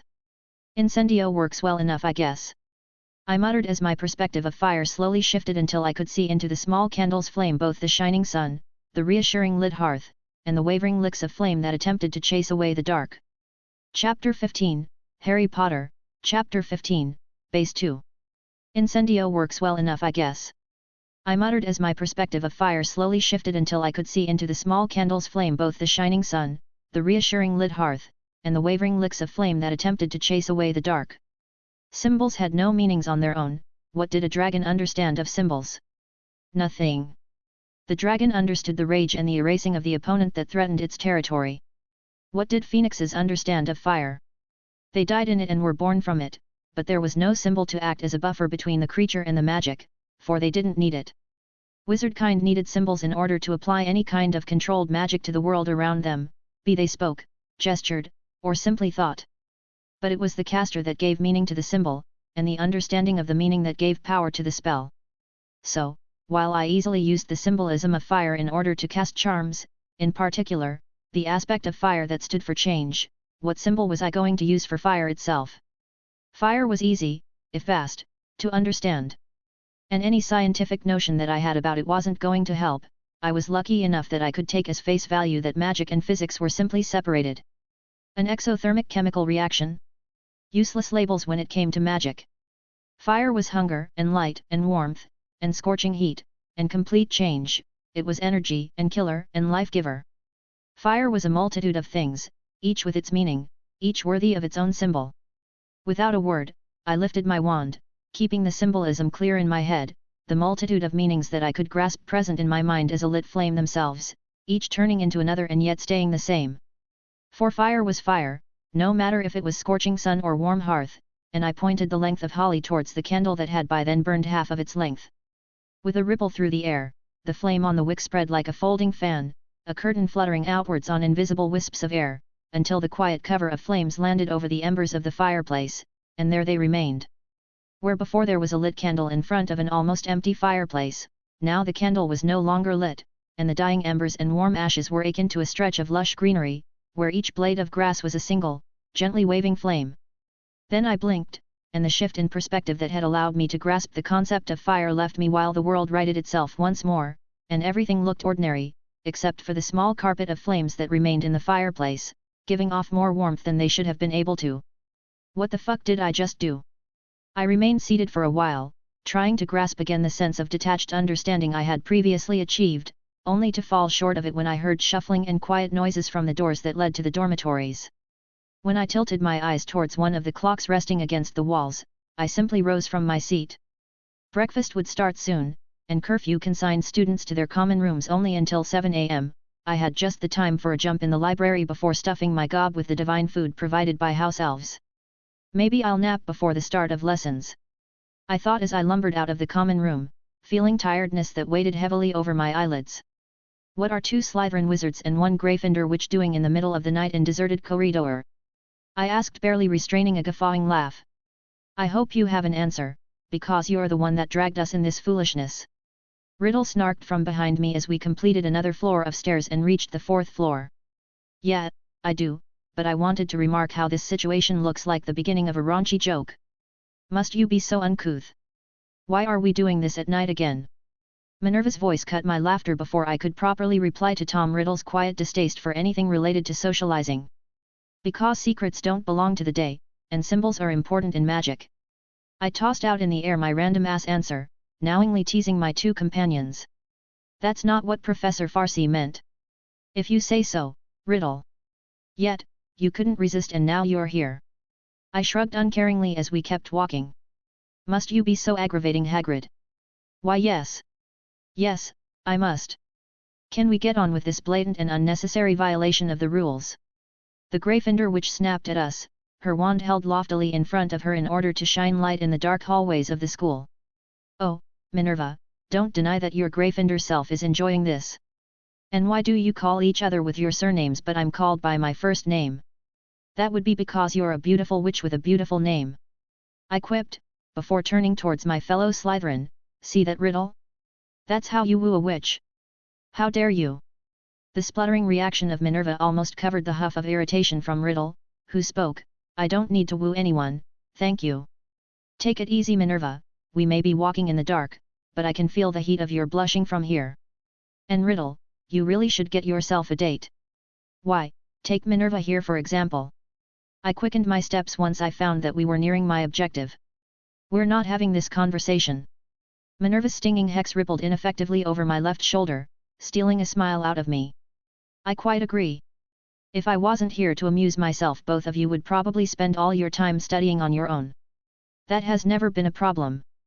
The pursed lips of Minerva found confirmation of her opinion in Riddle's words. Magic isn't meant to be the stale thing we're being spoon-fed during the lessons. Magic is mysterious, it should be practiced accordingly, and rightfully so. This is not one of your insane potions for which you go gallivanting for ingredients.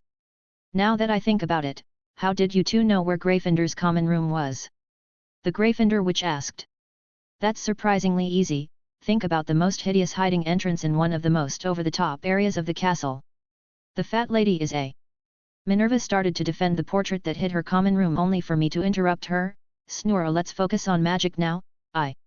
Are you sure you aren't doing this simply because you can't fly a broom to save your life?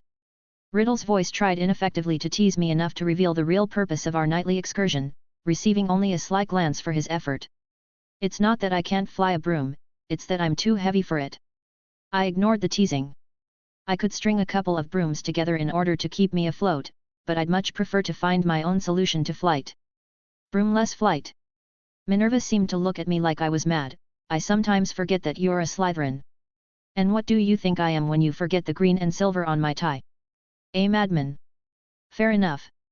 I laughed while Riddle thinly smiled, showing to the world his amusement in a proper and dignified manner. Will you tell us why you dragged us out in the night? Tom finally asked. I'd say we've been far more than simply accommodating. The promise of not regretting this will carry you only so far. I agree. At the words of Minerva, I sighed in defeat. I wanted this to be a surprise of sorts, but Riddle hates riddles, and you're as curious as a cat, aren't you, Minerva? Chapter 16, Harry Potter, Chapter 16, Base 3. Will you tell us why you dragged us out in the night? Tom finally asked. I'd say we've been far more than simply accommodating. The promise of not regretting this will carry you only so far. I agree. At the words of Minerva, I sighed in defeat.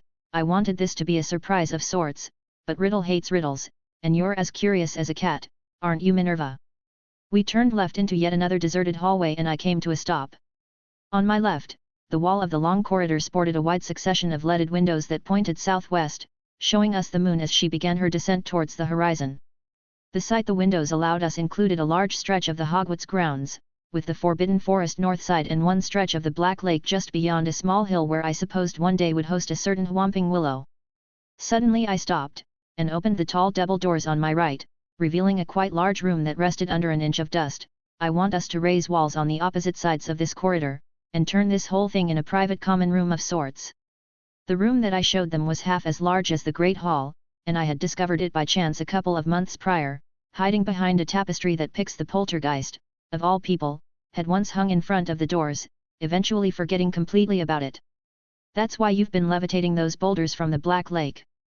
Tom pointed at the tall pile of stones that I had taken from the depths of the lake during the winter hauls. At the end of November, I had declined the option of returning home for the winter break, unwilling to expose myself to weeks with Hagrid's father, and so, while everybody but the Muggleborns had returned home, I was left sharing Slytherin with only Tom Riddle, and the rest of the school with the only people, aside from the staff, aware that there was a war going on in the wider world. I had obviously exploited the situation as much as I could. Why would you want to do this? Minerva's tired sigh clued me into the fact that she didn't see the appeal of having such a private space where she could do what the hell she wanted, only having to keep track of me and Tom. First, to see if we could. Second, because in this way we don't have to wrap up our project anytime we leave the library. Third, you'd have a space where you can become an animagus before your O.W.L.S, so you can dazzle the world being the youngest witch to ever achieve the transformation. Because this will make it easy for me to coast on your brilliance, leaving your notes available to me once you leave Hogwarts. I smiled smartly at the two talented mages that eyed me shrewdly. And because this way you can observe us modify the hall and apply those changes to your own room. Riddle insightfully pointed out, making me scratch the back of my head bashfully. Your own room? Minerva distractedly inquired, her mind likely still focused on the possibility of becoming an animagus at 15 years of age. If Pettigrew mangled it, there is little doubt that she can too. And in the meantime I'll learn human transfiguration ahead of the program. Yet, UGRYFFS may be okay with sleeping in the same dormitory, but Slytherin encourages everyone to make up their own sleeping arrangements, from the 1st to the 7th year. I snorted dismissively. If I had to share a room with 11-year-old children I would have murdered them and pinned it on Riddle. Then I blinked as the thought crossed my mind. That was actually a good plan. So your plan was to levitate and transfigure the boulders in order to wall off the two extremities of the corridor. Riddle brought us back on track, his eyes gleaming greedily at the idea of building his own private room in Hogwarts. I've prepared a potion. Obviously. Quipped Minerva Conasai, earning herself a glare from me. Don't diss potions, they can do everything a wizard does with a wand, only without being taxing in the slightest. I reprimanded the witch that sniffed disdainfully. You don't really need to transfigure the rocks, only stack them together after spreading a few drops of this beauty between one and another. As I spoke, I fished out a rucksack filled with vials, revealing them to my two companions. Such a muggle method. Riddle's voice expressed disinterest, but his eyes studied curiously the dull green glow that escaped the potion that I was showing them. I don't recall saying that I would be on board with this foolishness. Minerva tilted her head upwards slightly, attempting to stare us down, reprimanding us with a glare that resulted quite ineffective, since she was barely 1,60 meters tall, reaching just beneath my shoulder. You would have already gone away if you didn't want to be here. You simply want us to accept your objections so that the fault will be ours if we're discovered. Riddle spoke softly while his eyes tried to pry the secrets from my potions, venomous tentacula. He inquired, tilting his head towards me. Just a little, then some devil's snare. I explained, easily recalling the story behind the potion I had brewed to act as lime to string together the boulders, vines to bind, you see, and these rocks were deep down in the lake, where light doesn't reach, they'll remember the quiet, the cold, and the dark. It will make the walls highly capable of holding wards.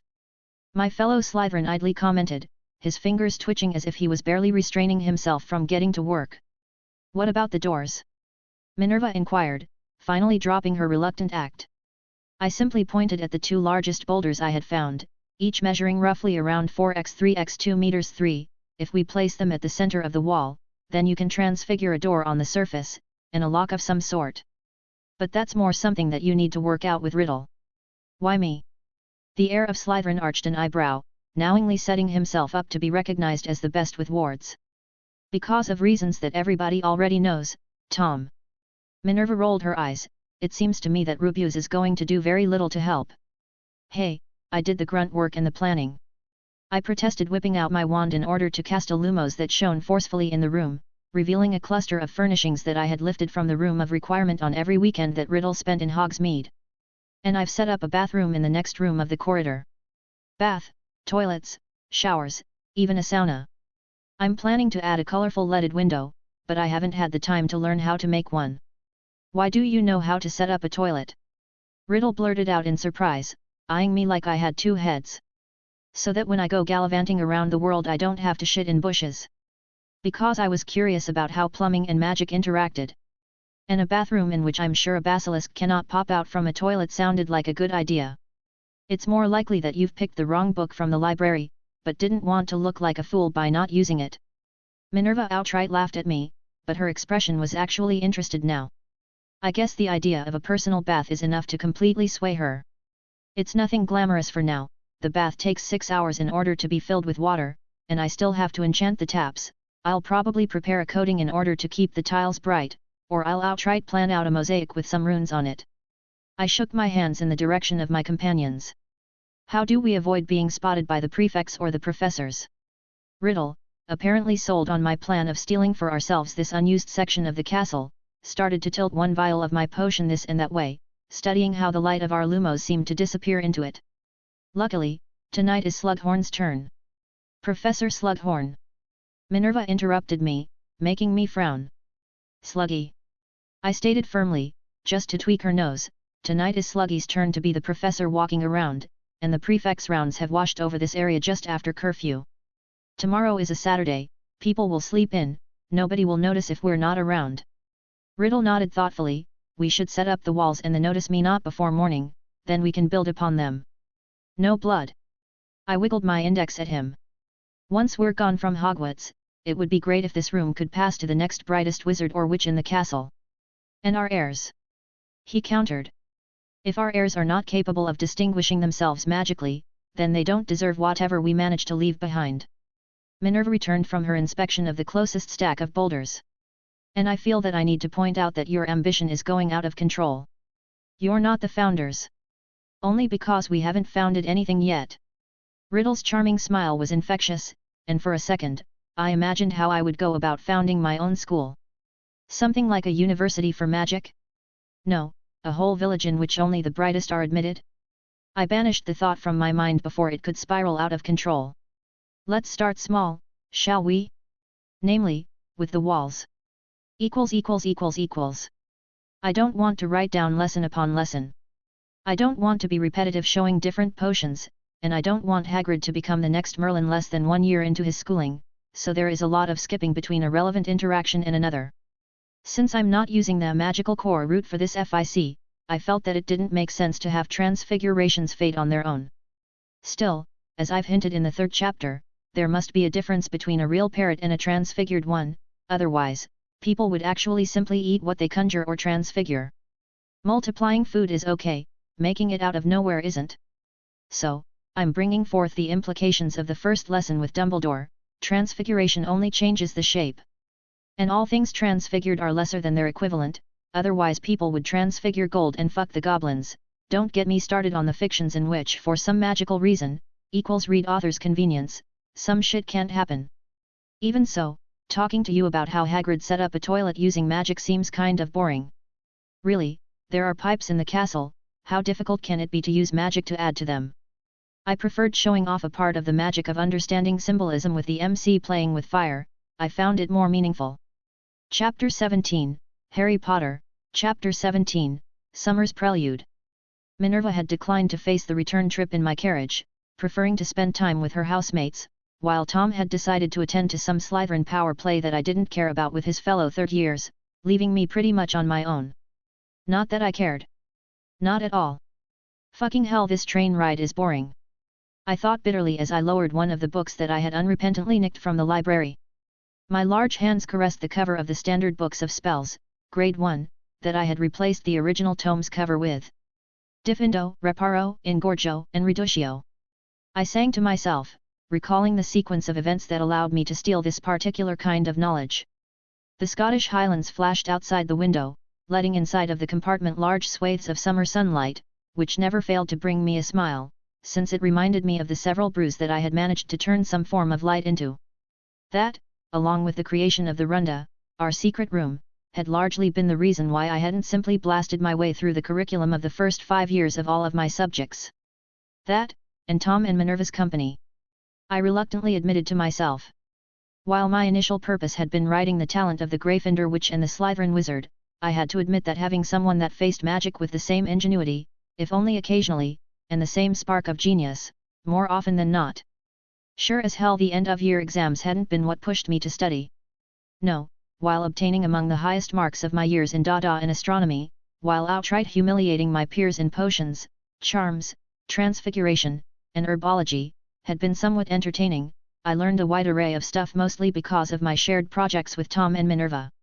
In the end, to my insistence and delight, Minerva, Tom, and I agreed to call the corridor we co-opted from the school runda, which was Irish for secret. The corridor on the 4th floor had disappeared overnight, and if a couple of tapestries were hung where some airhead remembered a passage, nobody mentioned it. After all, it was known that Hogwarts could be quirky, moving stairs, secret passages, unused classrooms popping around as if to look for a purpose. The whole length of the corridor had on one side an impressive sequence of leaded glass panels that I had not yet the time to enchant, and on the other side 2 doors. One led to the bathroom, that I may or may not have gone overboard with. Surely it was just as good as the prefect's bath, for instead of a bathtub I had placed a veritable pool that mimicked a beach. There was no sand, but the floor was tilted in a way that allowed the user to simply walk inside of the pool, which reached 5 meters of depth after 20 or so meters spent moving in the same direction. Minerva ended up helping with the mosaic on the floor, which depicted an ever-changing swirl of colors with its highly reflective tiles, over which I had painted a light coating of bright ice, which I had obtained through a potion experiment geared towards capturing the reflection of the sun over the crest of the Black Lake's small waves. Said coating was the magical equivalent of a hydro-repellent substance and it kept the water constantly moving. To be truthful, its specific workings were not what I had been aiming for, and so the whys were still to be understood. The coating's main effect, however, besides circulating the cleaning potions that I had added to the water, was that the surface of the small pool was constantly covered by small waves. Instead of taps to choose the temperature of the water, I had crafted a 5x5 square meters large shower nozzle, which recreated a raining effect that could go from light to tempest-like. The toilets themselves had been easy enough to build, even if I had to raise a small wall between the pool area and the shitting zone, which included silencing charms and ever-fresh air enchantments placed over the stalls, the latter of which had been provided by a disdainful Tom Riddle. Sinks were placed against the wall right under the mirror that stretched all the way from the entrance to the opposite wall, and I had gone all out with adding sets of my potions that, while still untested on normal human skin, should act as soap. The walls were still bare, and mildly depressing with their stone-grey presence, but any further pimping up of the room wasn't going to be carried out by me. There was only so much interest that building a bathroom could hold for me. I'd keep tweaking it during my years at Hogwarts, because I never knew when a spark of inspiration could hit me, but that was for the future. Instead, behind a 4 meters tall oaken double doors, which were eventually going to be engraved from top to bottom, there was the actual reason behind Minerva's, Tom's, and my slaving away at impossible hours of both the day and night for the entire length of the second 2 trimesters spent at the Hogwarts School of Witchcraft and Wizardry. The room was rather large, with a ceiling that stood comfortably at 5 meters of height, but that I had no doubt would one day be pushed further up in order to accommodate some sort of library. For now, enchanted windows, courtesy of Tom, had been placed flat against the ceiling, let the natural daylight climb in, even if the sight of a meadow that stretched towards the forbidden forest perpendicularly to our roof was quite jarring. 3 separate desks had been temporarily placed in the center of the room. Mine, which was quite large to accommodate for my size, faced towards the doors, while the other 2, which were slowly being subtly transfigured and enchanted to better suit the tastes of their owners, were facing each other and were placed sideways between my position and the entrance to the room. Directly from the stone walls had been transfigured stone shelves, to host both books and notes. Tom, Minerva, and I agreed that each of us deserved his own smaller bookshelf, where we could place those tomes we were using for this or that project. Once those tomes had exhausted their usefulness, they would be returned to the main bookshelf with an added copy of our notes, if we felt like adding those. On my insistence, and mostly because I was somewhat eager to have my brews tested, I added a selection of potions dedicated to personal entertainment. Sure, I should have done some testing before placing them down, but while I was one of his favorites, I still wasn't a pupil of Old Sluggy, and so I was reticent about showing the true extent of my understanding of his subject, never mind my original brews. It was hard to not recognize that Minerva and Tom were the only kinds of friends that I was going to be able to make in Hogwarts. The first because of her brilliance, which counterbalanced her unavoidable being a teen in the 40s related issues. The seconds, because even if you consciously knew that a dragon was dangerous and had the potential to kill you, there was no denying that it was fucking cool being chums with one. I felt a soft smile turn my lips upwards, and I shook my head as I silently reprimanded me. What if? What if I don't kill Tom? The option was obvious, thinking myself important and capable enough in order to keep Tom from going on a power-hungry rampage was surely flattering.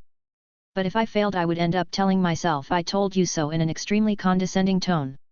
While Tom's talent in all things magic-related was awe-inspiring, especially considering that he was actually 13 years old and had no idea whatsoever about the kind of examples of the magic that I had rolling in my head, he was extremely good at manipulating people. Well, extremely good at playing Slytherin's tendency of pretending to be some sort of political training arena for the scions of the pure-blood traditionalists. While I considered those thoughts, my hand slipped again over one of the several books that I had blatantly stolen from the restricted section of the library, lifting the bright blue, mismatched hardcover in order to stare at the title. Magic Most Evil. I whispered in my own mind, slowly but surely forcing myself to the page I had reached before my brief bout of introspection. If Tom doesn't stumble on these texts, maybe he won't go mad. I tried to be an optimist. Maybe I'll actually be interesting enough to push him without having him turn to word domination. It was a heady thought. For some reason, the idea of stopping Voldemort from existing gave me goosebumps much more than my half-baked idea of saving Hiroshima. Is it because I actually know him? Because interacting with him makes him real?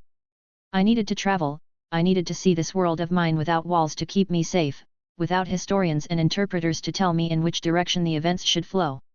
This need was clear to my senses, if thanks to my attempts at occlumency or only because I was simply aware of myself and my own desires I couldn't tell. I still have time. I reassured myself. If Tom kills people with the basilisk, I'll know for sure if I have to kill him or not.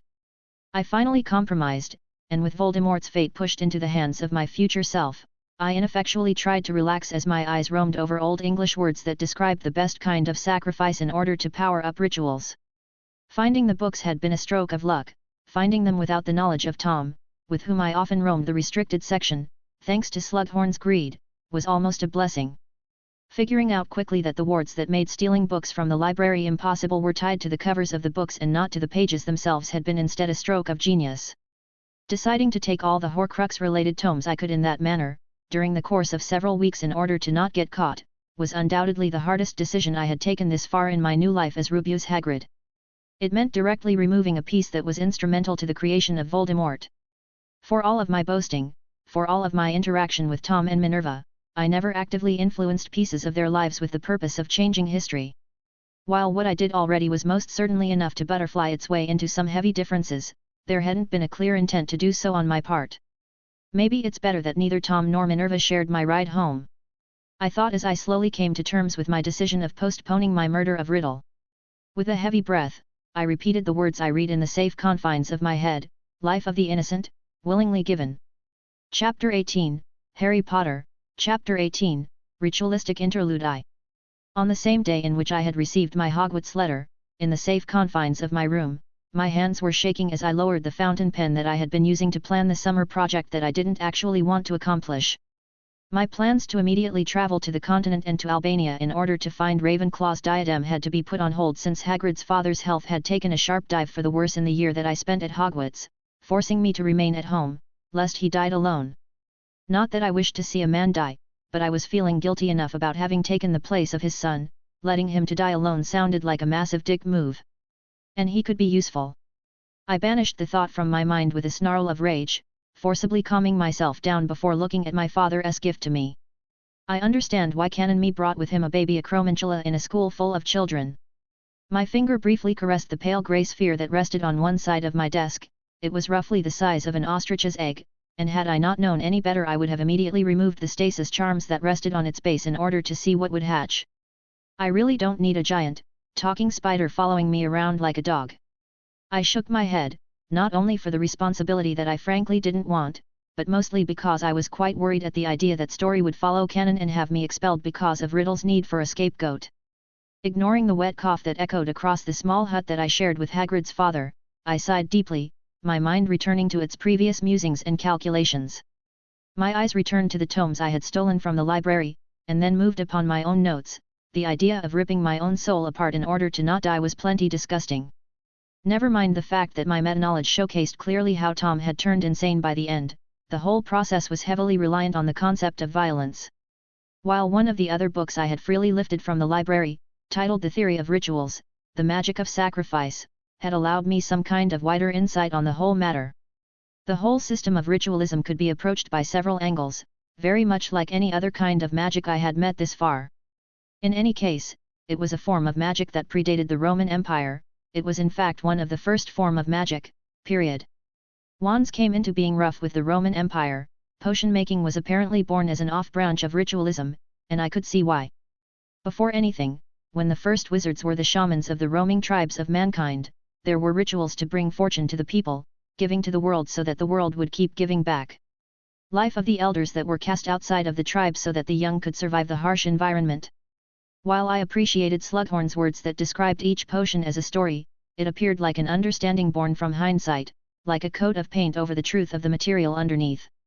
I could see how seeing potions under the filter of story made them much easier both to understand and to use, but at their base potions were magical results obtained in exchange of the sacrifice of ingredients. In the book, the matter wasn't explored in such a dry and cut manner, not even remotely, but my talent with potions proved enough to at least give me a perspective wide enough to have my own ideas somewhat confirmed by the words in Old English on the faded parchment. Rituals are more often than not permanent, but they take as much as they give. I resumed my conclusions in the relatively safe boundaries of my own mind. Rituals that took a life were the only ones with any hope of creating a permanent effect, be it an enchantment, a curse, or whatnot. Giving a life, or lives, in order to give life to a piece of magic. That was the basic idea around which ritualism was born. There was a multitude of limitations and rules that dictated what counted as an appropriate sacrifice. I couldn't slay a unicorn and use its death to power up a blessing, for example. No, the nature of the process, from the choice of the ingredients of the potion that would be used to revive Voldemort to the way in which they were collected was important. In the same way a dried up herb affected a potion instead of a freshly cut branch from a tree, the history of every single piece that contributed to any given ritual must be taken into account. From their own inherent nature to the symbolism that the user applied to them, to how they were collected, everything came to an end within the ritual. With Magic Most Evil and Secrets of the Darkest Arts, I managed to have a rather solid example of the concept of ritualism in the creation of a Horcrux. Creating a Horcrux, in fact, started with an act of violence, a pure act of violence, one not shaped by necessity, one not brought forth by instinct, and thusly against nature, to use the words of Slughorn. After all, murder was a part of nature. Didn't predators eat prey after killing those? But as I had recently discovered, the reasons behind the action gave it context and thusly meaning. The murder of an innocent, of someone that represented no threat to you in any way, shape, or form. The murder had to be premeditated and carried out with the purpose of creating a Horcrux clear in your mind. It was an action that had to have meaning only in the context of the ritual. The anchor that was to become the new house of the split soul had conditions that defined its suitability too. Again, something that revolved around the concept of violence. Not any random thing could become a Horcrux, otherwise even the megalomaniac Riddle would have seen the merit of turning a single grain of sand into one, making it indestructible and letting it float in the ocean for eternity. No, just like the splitting of the soul was a mutilation of the self, the anchor had to be something that you took from yourself. If it belonged to you, you had to no longer be able to use it, and if it didn't yet belong to you, it had to be obtained violently, only with the purpose to be turned into a soul anchor. A diary created as only escape, as your only support while in Hogwarts, proof of your learning years, years in which you became something worthy of self-respect. I thought as I tried to fit my understanding of the ritualism to Voldemort's yet-to-be soul anchors. With that point of view, turning the diary into a Horcrux had been violence against himself. The ring was taken from someone you later framed for the murder of your own kin. I thought, imagining to be talking with Voldemort himself. Isn't Parseltongue basically an Imperio upon snakes? I wondered distractedly as I tried to place Nagini within the frame necessary for Horcrux making.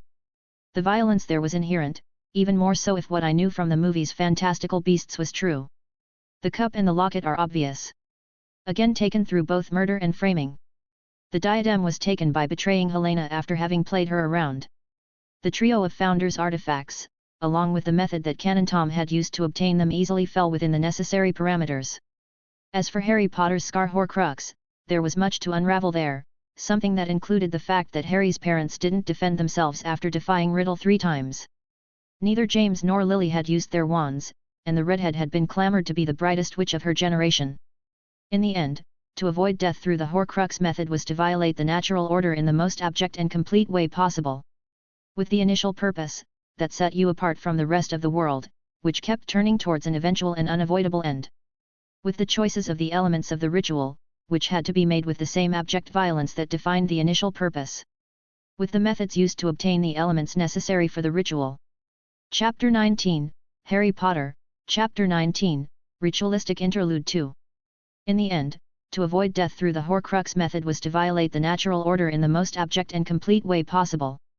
With the initial purpose, that set you apart from the rest of the world, which kept turning towards an eventual and unavoidable end. With the choices of the elements of the ritual, which had to be made with the same abject violence that defined the initial purpose. With the methods used to obtain the elements necessary for the ritual. With that information, the ritual Voldemort used to turn from homunculus into wizard was rather straightforward. Riddle avoided death through the violence inherent in the creation of a Horcrux. A bone stolen from a father that he had killed. Flesh given from the equivalent of a slave. Blood forced from a defeated enemy. Yet, I can see how the ritual to actually be resurrected used violence as a bridge between the Horcrux and life. Among the other things, ritualism had made me think if there was some truth about the purist movement officially promoted by Voldemort. Oh, not in your everyday magic, that was obvious, but rituals carried on throughout the generations? I could see how that kind of magic was capable of growing. Magic carried through the generations, Parseltongue was proof on its own, but was it possible that Merope's use of love potions to violate Tom Riddle Sr. influenced the pregnancy? They say we are the choices we make. I frowned as the thought resounded loudly in my mind. For wizard kind, I'm starting to think that it has a more literal meaning than it has for muggles. So it was possible that Tom Riddle was born evil. Or at least with a lack of love. What effects that could have, especially if enhanced by the kind of childhood and schooling canon Riddle received, well, I had seen the final result. I winced as I heard a wet coughing echo across the house, stealing me from my magical research while my eyes landed on the sunset that I could spy from my window. I really have no excuse to keep procrastinating, everything has been ready for a week. Waiting means risking this opportunity. The reunion with Hagrid's father went as blandly as the previous summer had gone, at least for me. He had picked me up at the station, like any responsible parent would do, and we boarded the crowded Nibus to the Leaky Cauldron, where we flew back in my charming house. Receiving an Acromantula's egg had been weird, once again displaying that a wizard willing to stick his dick in a giant wasn't all that sane, while the illness of the man that I had spied in the previous summer had grown so much that it couldn't be ignored. After a steadying breath, I rose from my seat and left my room, slowly moving across the house while trying to pretend that I didn't know what was about to happen. No, what I was about to do. Hagrid's father was a little man to my eyes, and as feverish and shaken by his wet, bloody cough as he was, he appeared as frail as a spider's web. I ignored the stench of human waste that greeted me when I entered his room, kneeling down when the man's eyes, bright with fever, found mine. I'm not long for this world. A wet spluttering cough interrupted the man from speaking, but that didn't stop him from going ahead after a few seconds of intense pain. I know that we've grown distant since you started Hogwarts, and maybe it's for the best, it'll hurt less once I'm gone. Day. I spoke to the man that very much wasn't my father while I lifted him from his bed, slowly moving across the house as I gritted my teeth, forcing myself to take a step after another. Would you help me? The dying wizard had explained to me that there was nothing to do about his condition just after giving me the Acromantula egg at the beginning of the summer. I swallowed a wave of bile that threatened to slip from my lips, while at the same time I licked my lips in what I knew was insane anticipation. Am I actually going to do this? The dying wizard nodded lightly in my arms even as a part of me suddenly hoped that he would become lucid enough to refuse me. Another part of me, I knew, was howling with mad laughter, because had I wanted this man to be lucid enough to refuse me, I could have brewed something to that effect. I'll always help you. The frail wizard in my arms shuddered when we left the hut and started walking in the twilight, my feet striding across the tall, already damp grass without making a sound as I circled my residence and reached the area I had previously readied for this moment. While I prepared the area, I had compartmentalized my thoughts as much as possible, trying to see what I was about to do as something remote, something academic that old never see the light of the day. But it was undeniable that I felt some horrible sense of kinship with Riddle as I spoke to my father, would you die for me, Day? I swallowed another load of bile when I felt the man nod against my chest. I briefly hesitated, unconsciously holding the feverish man tighter to my chest while I let my eyes roam over the preparations for my ritual. At the west of the hut, I had cleared out an area from which I could see the horizon, and I had dug a circular hole in the dirt, at the bottom of which I had lit bluebell flames that were, like in all potions and brews I had attempted thus far, symbolizing both the power that would fuel the change and the change itself. If one of my brews that focused sunlight was a paragraph that described a particular concept, the potion that used it was enriched by its presence, earning a depth and a direction that it would have otherwise lacked. A ritual shaped around a potion, very much like Voldemort's resurrection, was a metamorphosis. From homunculus to living body, and now, from living body to, what I was hoping to obtain. I lowered my father on the ground before staring in the crystal clear potion that filled the pit that would take the place of an iron cauldron for the metamorphosis I wanted to obtain. At the bottom, bluebell flames danced eagerly, as if aware of their purpose. I had lit them at dawn, and for the whole day, they had worked the magic that I tried to infuse them within my brew. Wand of the Father, knowingly broken. Will birth the tree. I took my father's wand and I snapped it cleanly, lowering it in the pit until its broken sides dug between the bluebell flames into the ground underneath. Blood of the sun, willingly spilled. Will shape the magic. I cut my palm open without flinching, spilling 7 fat drops of my blood in the transparent concoction, which turned from crystal clear water lit by the bluebell flames into a rich, murky brown, that somehow let me still see the light coming from the bottom of the pit. Now I could feel the sheer potential of what I was building.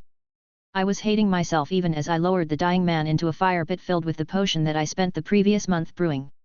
It was a collection of minor things that went to describe the effect that I wanted to obtain with the ritual. The potion gave structure to the magic that I wanted the ritual to accomplish, and I had activated it with my blood. Father, will you die for me? I asked loudly at the man in the pit, who was staring me with wide eyes incapable of understanding. Nevertheless, like the loving father that he was, he croaked, yes. Absolute sacrifice, obtained through deceit. Will empower the ward. Hagrid Sr. exhaled, his lungs stopped drawing in the air, and he died. I took a shuddering breath while I saw his eyes turn into crystal-like orbs that shattered into black smoke without spilling a single drop of blood. A tearing sound of ripped flesh thundered in my ears as roots pierced from my father's body, and I took a step away from the circle of stones. And with the last ray of the sun, just as we entered the twilight, a tree sprouted from the ground. Twin yet joined trunks sprouted from the 2 halves of my father's ashen wand, the core of dragon heartstring powering them one last time as they drank the purpose I had imbued my potion with, while the willing sacrifice of my father breathed true life in the ritual. The ash tree that grew, with its trunk made like a double helix, soon stretching itself towards the sky, as high as an ash tree could go, while he sprouted fresh leaves. Only that they weren't leaves. Instead of green, they were of a purple-black color, and looked almost shadowy while the tree took the direction that my half-giant blood gave him and soon surpassed 30 meters of height. And in the twilight, the shadow of the newborn tree grew like a fan spread over the surroundings, swallowing me along with the rest of the property, and from a second to the next, I disappeared in the shadows along with my house. So, this chapter was a filler of sorts. With the next, we go on in the second year, and we'll see the effects that the first bombings of London, Summer 41, had on Tom. Chapter 20, Harry Potter, Chapter 20, Routine I started my second year at Hogwarts less than a week before when Slughorn approached me. It was on a Saturday, and I was still readjusting to having a regular rhythm of sorts, now that I was no longer living on my own in the results of, better not thinking about it. Even if my magical escapade had yielded an objectively great result, it would be some time still before I could truly relax in the soft pillow of my hypocrisy. Pragmatically speaking, I didn't die with my first experimental ritual, which was a good point. Another was the impossibly good concealing ward grown with the modified ash tree that towered in what was now my property. On the other hand, I had ruthlessly exploited both the naivete of a helpless, dying wizard, and engineered his death so that it would benefit me. Sure, he was already dying, but... I shook my head, focusing on following my head of house as he led me to his office. You did all of your summer assignments, even if for some reason you don't seem able to reach the required length in your essays. He started reprimanding me about the quality of my homework. I didn't bother defending myself. Half-assing my written work freed me a lot of time that I could dedicate to stuff that actually managed to challenge me. I focused during classes, but that was mostly because I wanted to master each spell without the need to further practice it on my own. Again, it was only so that I could not waste time and energy that I could dedicate to my own exploring of the possibilities of the world of magic. My marks are good enough, I shrugged uncaringly, and if I spent any more time on my assignments, I would never have discovered how to brew sunlight during the last year. Why do you think I haven't taken points or assigned detentions? Slughorn joyfully pointed out as we turned yet another one of the endless corners that made up the bowels of the castle. Merlin knows that as long as your grades are on this level, few professors will. How does the youth say it these days? Oh yes, nag your ears off. The portly wizard stopped briefly to nod in self-satisfaction before looking at me from above his shoulder as we started to walk down a stretch of staircase. It is rather obvious that you could do much more if you actually bothered to try with your assignments, but the faculty tends to focus on those that risk to not pass their year, so you're in the clear for now. Your practical work is top-notch, even if your approach isn't always the one we instructed you to follow. Sir? I asked, not understanding why he had breached the topic only to not share his opinion about it. The point is, Mr. Hagrid. He sighed, the faculty agrees that you're talented, extremely so, and it's bad enough that you are aware of it, but consider this your warning. Coasting around your magical education will serve you ill on the long term. Flaunting your disinterest for both house points and your marks isn't going to win you many friends among the professors. He eyed me shrewdly then, on a personal note, and I will deny if I'm asked, I'd say that it would be a pity to see your unique approach to magic being cut down by the curriculum orthodoxies that roam the castle. Consider me warned. But you'll keep doing as you are. Slughorn completed my sentence for me with a satisfied nod. You're ambitious enough for 10 Slytherins, keep it up, but stop flaunting it. Finally, we reached our destination, and an imposing oaken door let us through as we approached. The room in which he led me was suitably large, even for a head of house office, meaning that it spanned easily 20 meters in one direction and another 15 in the other, while it was graced by the natural sunlight that shone through the wall-spanning windows. Everywhere I could look spoke of a rather cushy salary, imposing armchairs, no less than 3 fireplaces, even what appeared to be a golden brazier of all things, fur carpets, animated tapestries, and an assortment of knick-knacks that elegantly spanned across the furniture. Oh, here is where I hold my. I'm sure you've heard about it. Don't make that false surprise face, Mr. Hagrid, I perfected it long before you were born, you know. He smiled shrewdly as I walked behind him. Anyway, here is where I hold my slug club, and I make no secret that I'd have invited you in already. Sadly, the headmaster recommended to wait for the students to be in their 3rd years before I, ahem. When he coughed instead of quoting the likely less than respectable term that Dippet used to refer to his power-hungry master manipulator fat web spinner habits, I scoffed. I'd imagine that waiting for the students to see Hogsmeade would give them the occasion to start seeing and thinking about the wider world. Slughorn seemed unusually exuberant, even for his standards, when he showed me the last project he had started on. He led me across the veritable hall that he somewhat peddled as an office into a smaller room. This one was instead a potion laboratory of respectable dimensions, one with stacked ingredients on numerous shelves that stretched up to the 6 meters tall ceiling, a single slanted window, and the most curious terrarium over a mahogany desk. It looks like he made liberal use of enlarging charms to turn the office in his slug club's hall and the closet into this. I thought, withholding a bout of laughter. It appears similar to an extremely large butterfly but with a wolf-like skull in place of an ordinary head. The portly man talked excitedly as he pointed at the terrarium in which I spied a lime-like, spiked carapace. When it is not flying with its spiked wings, the swooping evil shrinks into a green spiny cocoon. It can be quite dangerous, you see, as it is an encephalophage. It feeds on people's brains, and its tough green skin has the ability to deflect at least some spells. It secretes venom that erases memories. The terrarium itself was a rather large glass sphere, in which seemed like a wizard had captured a stretch of jungle. There, he showed me the strange critter, which was resting inside of his green, spiny cocoon. That's a cool terrarium. The same creature used in New York? I asked, referring mentally to the events I had researched in one of my first attempts to determine whether the events of fantastical beasts and where to find them depicted something that actually happened. Surprisingly, the highly insular and heavily opinionated Daily Prophet had mentioned the last greatest almost break of the statute of secrecy, even if I had to look for the event in past copies. Thank Merlin, the library keeps an archive of the Prophet's editions. The very same. Slughorn laughed delightedly. It is a very niche piece of information. I had no idea you were so well read on the happenings on the other side of the ocean. But my thoughts went suddenly in a very specific direction even as I answered. Can I use it to erase Tom's memories? To give him a blank state? The venom was diluted through the rain and saved the statute of secrecy. It was the highlight of the last few years. It was indeed. Speaking of highlight, it is extraordinary that when its venom is diluted enough, it targets only bad memories, if it is because the creature's nature as a brain-eater makes him immediately target those memories, making some suspect that the Aztecs. I'm guessing that there is now another recipe for a forgetfulness potion under your name, Professor. I interrupted with an apologetic, if eager, smile. I wanted to hear something actually interesting. The possible ascendancy of the green brain-eater did not fall under that category. Besides, I preferred doing my own research about any interesting magical creature that I came across. And while I was interested somewhat in insect-like ones, it was only because of the acromantula egg that I had resting on my desk at home that I had dedicated any time at all at creatures as a subject. Even if selective crossbreeding could allow me precise ingredients for my brews. I realized it far too late to ask Slughorn for a complete explanation of the magical creature.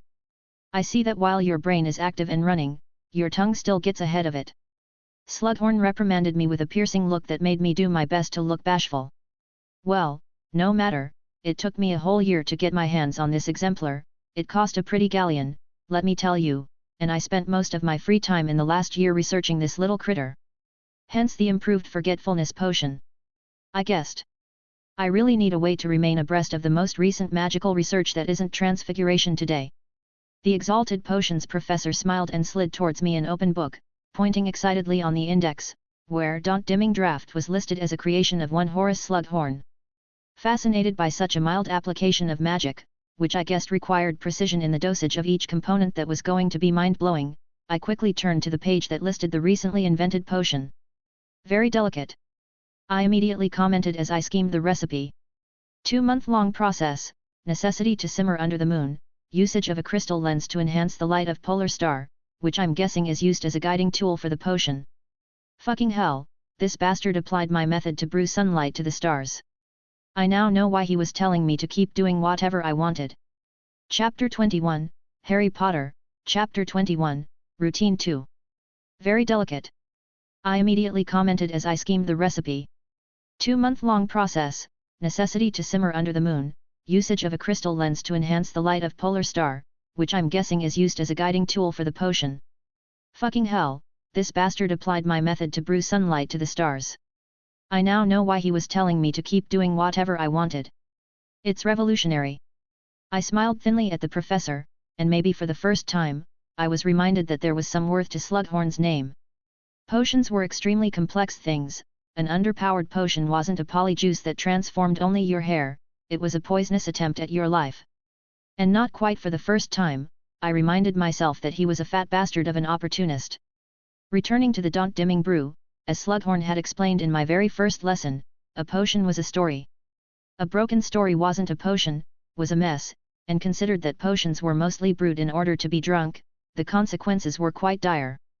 Obtaining a potion capable of targeting a very specific thing was a thing. Fred and George had managed that much with their sweets to cause and stop nosebleeds. Scaligro had an exact target. The Daunt Dimming Draught was a potion that not only targeted bad memories, but that simply scrubbed them a little, removing the edge of traumatic experiences. It was something that would not remove memories. For that sort of thing there were several options. No, this was truly extraordinary. And I licked my lips wondering what effects it would have on me. Bloodied coughs that echoed wetly within the circle of stones. There are less than 10 people in this castle capable of recognizing the complexity of the effects of this potion, Mr. Hagrid. 6 of those are members of the staff, and I assure you, number 12 years old student has any business in understanding something of this magnitude. Slughorn's smile was outright predatory. So I'll spare us the effort of pretending that you didn't notice my use of your solution to concentrate the properties of sunlight in this potion. The Daunt Dimming Draught would make my memories of the summer feel, in black and white, for lack of a better comparison. Roots piercing the skin, eyes shattering like glass. I shrugged, not seeing Slughorn's point while I tried to focus. Yet, he was somewhat a cunt because he blatantly made use of something that should have been my intellectual property, but that would teach me why wizards were so damn secretive. You turned my detentions into lessons, Professor. I guess that the least I could do was sharing my reasoning. Quite. The Slytherin in front of me replied, nevertheless, Saint Mungo ordered a rather large amount of this particular brew, and I was wondering if you'd be interested in joining the other student that will be giving me a hand. It would be an invaluable learning opportunity. So you get to sell shit brewed by me and another poor sod, while I have to bite my tongue and say thank you. Fuck you. I'm honored, Professor, but I'd rather experiment on my own. I'd appreciate a dose of this draft. I forced down the shiver that the horrific death of my father brought me. The ingredients for this particular brew are quite rare, I'm afraid that purchasing them is quite beyond your means. The professor replied, letting the "I'll catch you if you try to steal them" unsaid. But I understand that you wouldn't do nothing for nothing. So if you're curious about a particular potion, I guess that I could spend the time your work would free for me to instruct you. That's surprisingly fair of you, Professor. I blinked in surprise. Mr. Hagrid, we both know that you'll likely grow to be an exceptional potion master. Why wouldn't I nurture that talent now that nobody else would give you the time of the day? Slughorn didn't even pretend to not have secondary objectives while helping me. He declared outright that he was lending me a hand in order to be kept on my good books if I ever became a big voice in the larger world of potion making. Or in the world at large. I corrected my previous statement. I had accepted at the moment he had made the offer, but that didn't mean that I couldn't take a moment to balk at the sheer balls that Slughorn had to have in order to say such a proposition out loud.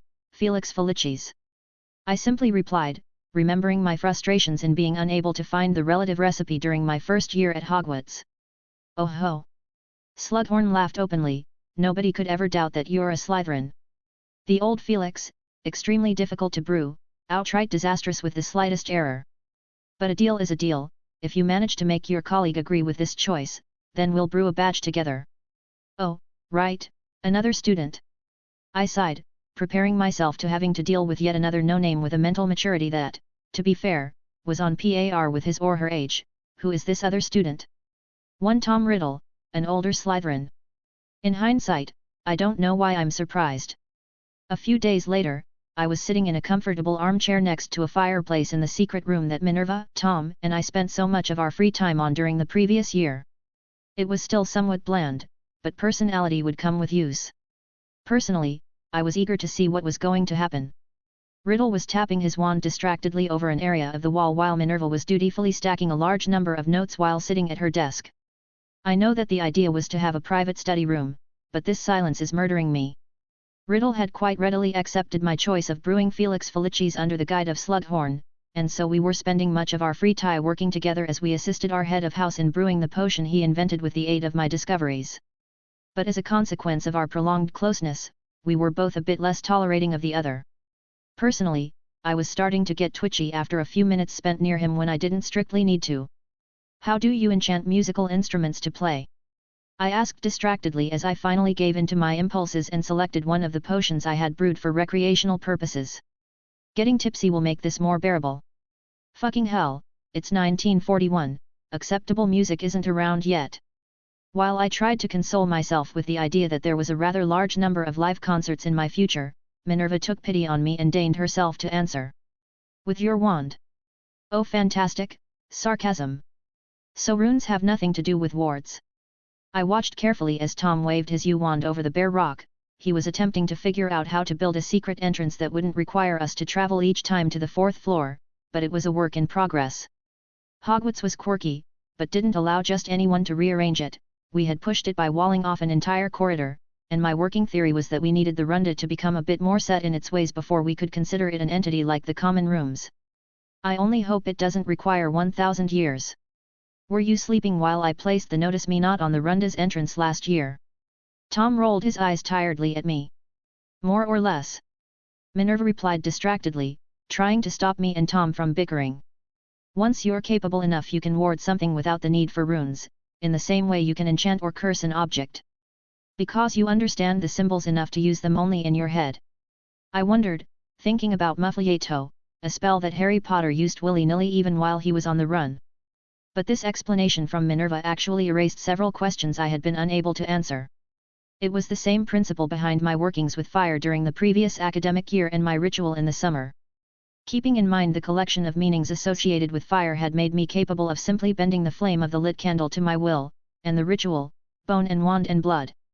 I shuddered, and I didn't know if it was because of disgust or elation, forcing myself to focus on the environment around me.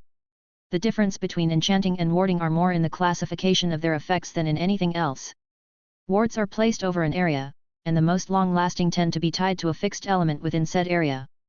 They're anchored to a fixed element, and their effect is turned outwards, affecting something in their proximity.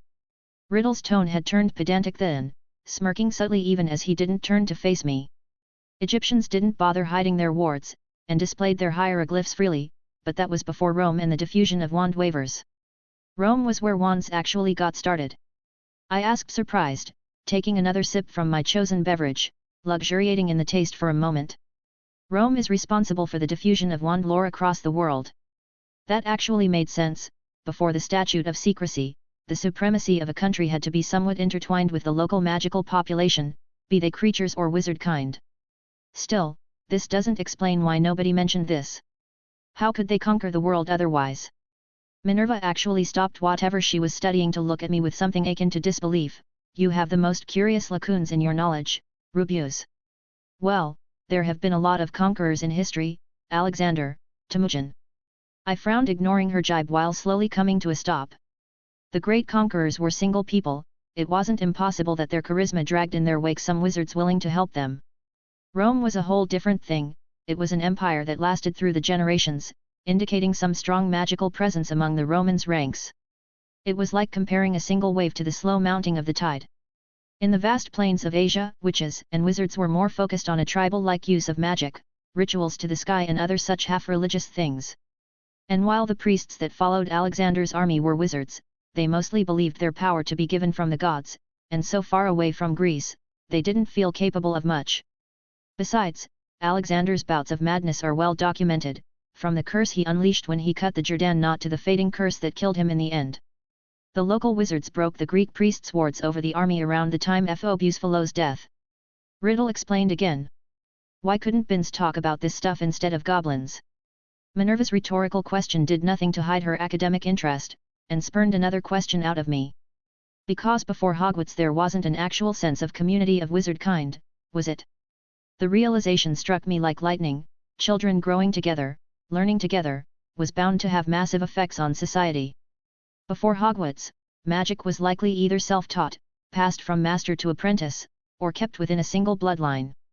But it was a fragmented knowledge, likely intermixed with half-baked ritualisms that didn't actually affect the magic itself, or that outright limited it. Riddle's youthful face turned towards me with something akin to respect plastered on his features. There was not. Chapter 22, Harry Potter, Chapter 22, Routine 3. Because before Hogwarts there wasn't an actual sense of community of wizard kind, was it? The realization struck me like lightning. Children growing together, learning together, was bound to have massive effects on society. Before Hogwarts, magic was likely either self-taught, passed from master to apprentice, or kept within a single bloodline. But it was a fragmented knowledge, likely intermixed with half-baked ritualisms that didn't actually affect the magic itself, or that outright limited it. Riddle's youthful face turned towards me with something akin to respect plastered on his features. There was not. I could picture it easily. In a younger world, one in which human rights weren't a thing, power was dangerous whenever it wasn't firmly grasped in your hand. That meant that families of wizards hid even from each other, at least until they felt capable enough to face a threat. But then again, there would be a family capable of transfiguration, one capable of potions, and so on. The sheer magnitude of Hogwarts' founding hadn't hit me yet. Historically, the creation of a community, that then evolved into the concept of magical people, was monumental. How old is apparition? Or the magic of Port Kayat? I frowned heavily as another piece of the strange world I was into fell into its place, before downing the first gulp of the alcoholic beverage I had chosen from my brews of the previous year. It was a silvery white concoction, smooth and sweet. I remembered brewing it, focusing moonlight into milk enriched by the tiniest amount of whiskey. Why do you ask? Minerva turned her head sideways at my non sequitur. Because what sense of kinship there can be between unknown families of magic practitioners when they're not limited to a single area? I asked, noticing that Riddle's eyes shone with an understanding that had no place on the face of a 14-year-old kid. There are, and likely were, many ways to travel large distances. He cautiously replied, even before wizards called them apparition or Port Kayat. Why, there are many stories of doors that didn't lead anywhere in the vicinity. Before Hogwarts there wasn't an actual sense of community of wizard kind. I repeated dully, don't you see? This school changed the very world. How? Minerva sat on a freshly transfigured stone bench, letting out a discreet yawn before returning her attention to me. Because after voices of Hogwarts travelled across the world, wizards and witches everywhere, that by that time were at most of the dimension of small covens, were either envious or fearful of the implications. With adult mages to keep watch and instruct the children, the parents were free to attend their own business, to claim territory. Riddle's voice explained the line of thought that I had just stumbled upon like it was obvious, revealing a terrifying insight into the workings of social groups. Here's the wizard that turned the purest sentiment into the purest movement. My brief bout of admiration for Tom died immediately as I thought about the war that he would eventually unleash. So they built their own schools, mostly because at the time the more influential families of wizard kind were intertwined with the local Muggle government. So there was an interest in forging the equivalent of a potential militant force capable of holding back invading wizards. It's no coincidence that the Roman Empire, at least the Western one, fell in 476, by then the knowledge of wands was somewhat widespread, and the local provinces of the empire were eventually subsumed by local lords, which may have collaborated with a local branch of wizards. The Byzantine Empire fell almost 1,000 years after that though. Tom's frown briefly displayed the effort he was putting in piecing together the history of the world in a different way than the methodical one depicted in books. And merely 200 years after that we have the Statute of Secrecy. Minerva managed to catch up with our reasoning, displaying once more why she was a fucking badass. Between 990 AD and 1692 AD enough communities of wizards formed around the world, and learned to communicate with each other enough to establish an organization to decide in the interest of the witches and wizards of the whole world. Liechtenstein isn't a member of the ICW. Tom noted with a smirk, explaining at once why my baffled "why the fuck is it not?" had stolen a snort out of him. The magical community of Liechtenstein protested because Bonaccord wanted to ban troll hunting and give rights to trolls. A tribe of mountain trolls had been causing a lot of trouble in Liechtenstein, so their wizarding community contested Bonaccord's appointment, and refused to join the Confederation as a result. Goblins too aren't members, are they? I asked curiously, receiving a disdainful scoff from Minerva. Of course not, it's the International Confederation of Wizards. And yet the goblins manage Wizardkin's gold. I pointed out, be careful of who you're disdainful of. I was still baffled by the mechanisms behind the use of galleons. How did it make any sense that a job as relatively normal as a bank fell completely under a single species' control? Besides, I'm pretty sure that goblins have some kind of agreement with the ICW, otherwise there would be some other bank in Diagon, wouldn't it? Tom smiled mockingly at Minerva's reddened cheeks, making me wiggle my finger in his direction in an "I am warning you" fashion. You shouldn't underestimate Muggles either. I laughed softly while I stared at my Slytherin companion, who seemed repulsed by my words. Why? They're lesser in every way that counts, they manage the impossible every day without the aid of magic. I swirled my glass with a smile on my lips. Newton's law, electromagnetism, we don't really have to care about those, do we? We only need a little swish in order to ignore physics. Instead, the Muggles figured out how to harness those same principles. You know of their. I know of their planes. I know how they rain fire and death indiscriminately. I know how their machines poison the air and clog the lungs. He hissed, rage burning deep in his eyes, as the carefree tone of our conversation took a sharp dive for the worse. Their progress does appear to come at the price of others, doesn't it? Yeah, I'm not touching that topic with a 10-foot pole. Fucking hell, the bombings have started this year, have they not? Nevertheless, I refused to give the "let's kill everything" attitude of Riddle any room to breathe. But then again, wizardkind sits upon the back of all the other magical races. That's nonsense. Are you talking about creatures now? Maybe half-breeds too. Do you know what defines sentience? I cut smoothly before he could start a tirade to leave my ears ringing. And I really don't want to risk Minerva being seduced by whatever philosophy Riddle can pull off right now. What? Minerva had lagged a bit behind because of our sharp change of topic, but my non sequitur gave her a comfortable excuse to ask for clarification without hurting her own pride. Tom, which I knew couldn't care less about anyone but himself, simply frowned and turned his eyes towards the fire burning merrily in the fireplace as he finally stepped away from the wall and sat in his favorite armchair. My fellow Slytherin remained quiet, most likely because he wasn't willing to let anyone know about his sociopathic tendencies, understandably so. If even he's aware of it. I amended my previous thought. But for some reason, Tom Riddle didn't strike me as a particularly self-aware person. Technically, even a tree is sentient, because it senses, in fact, the world around it. I gestured casually with one hand. If we need to discriminate among living beings, which is somewhat mandatory unless we want to destroy the very idea of civilization worldwide, then you should focus on sapience. Fucking hell, this brew is affecting me more than I thought. Why would it be mandatory? Minerva sat on her armchair next to the fire, eyeing me shrewdly while Tom expertly hid his natural reactions to the topic I had breached. We reshape the environment to please us. Both out of convenience, and because we can. But ants build their own anthills, do they not? In order to have a civilization of any kind, a people must bend a section of the environment. It doesn't matter if the people are nomad or if they stay still. By civilizing a land, the native wildlife pays the price. Should we live in mud huts then? Riddle scoffed before taking a sip from his glass of wine. Don't be deliberately obtuse, that's not the point. The point is, do we need to bend the world around us in order to make space for our civilization? The reasons don't truly matter in this conversation. It may be for resources or simply because it is a convenient location. I took a long gulp of my tankard, enjoying the buzzing warmth that it carried. Yeah, I can see what you're meaning, even if your delivery could use some work. Minerva turned her head to look into the fire, frowning lightly as she considered my words. And we agree that it is somewhat of a pity, or outright waste, to ruin the life of someone else without reason. I needed them, refusing to let the topic die uselessly. What are you going on about now? Riddle sighed, carefully exuding the right mixture of pandering and annoyance to push anyone into changing topics, lest they appear an idiot.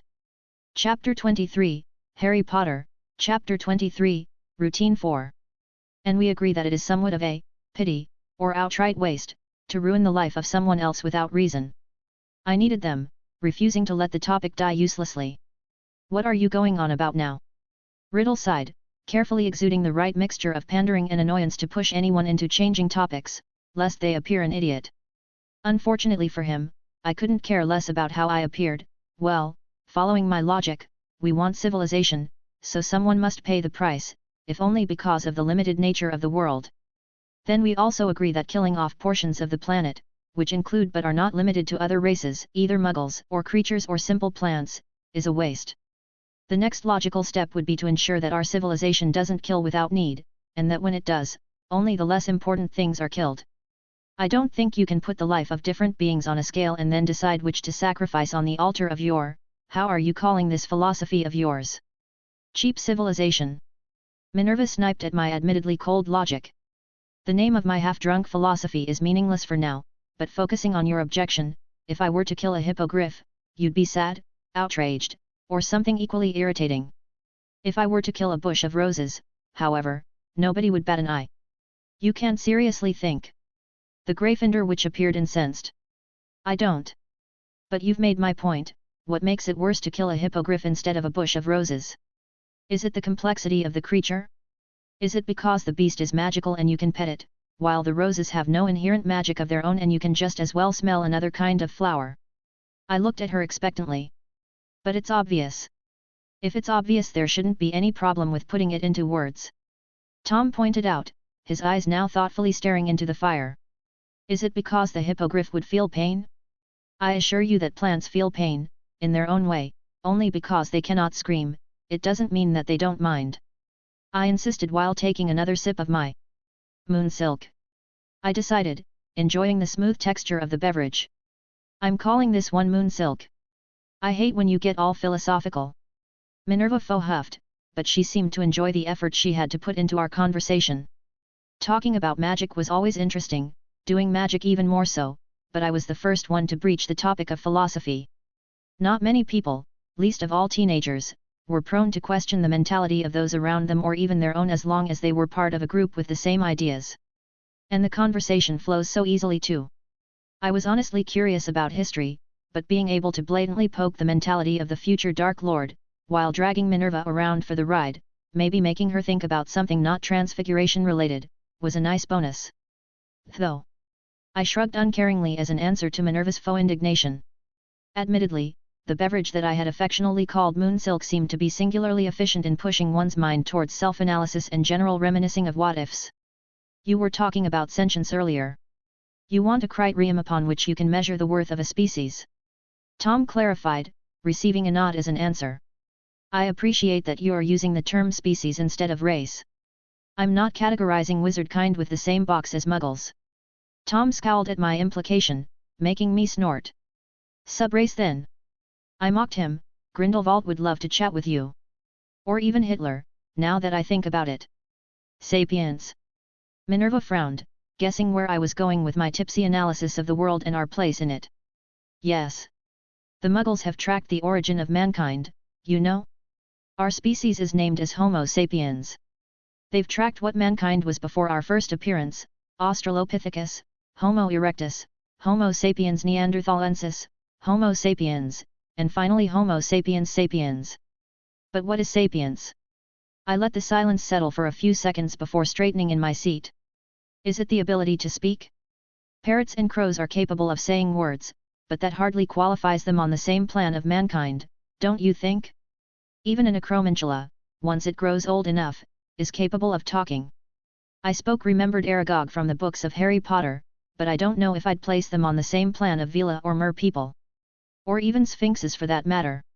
I took a deep gulp of my drink, finally finishing it, and yet, I'd guess that Phoenix's understanding of the world around us outstrips our own, wouldn't you agree? You were aggravating by mere virtue of your existence, now it seems that you've actually engaged in being consciously annoying. Tom snapped as he rose from his seat. I have something to do. As the Dark Lord to be fled from our verbal joust, I smiled in self-satisfaction. You gave cognitive dissonance to a 14-year-old orphan, feel proud of yourself, yeah, just like that. You pushed him on purpose. Minerva pursed her lips with a reprimanding tone. I did.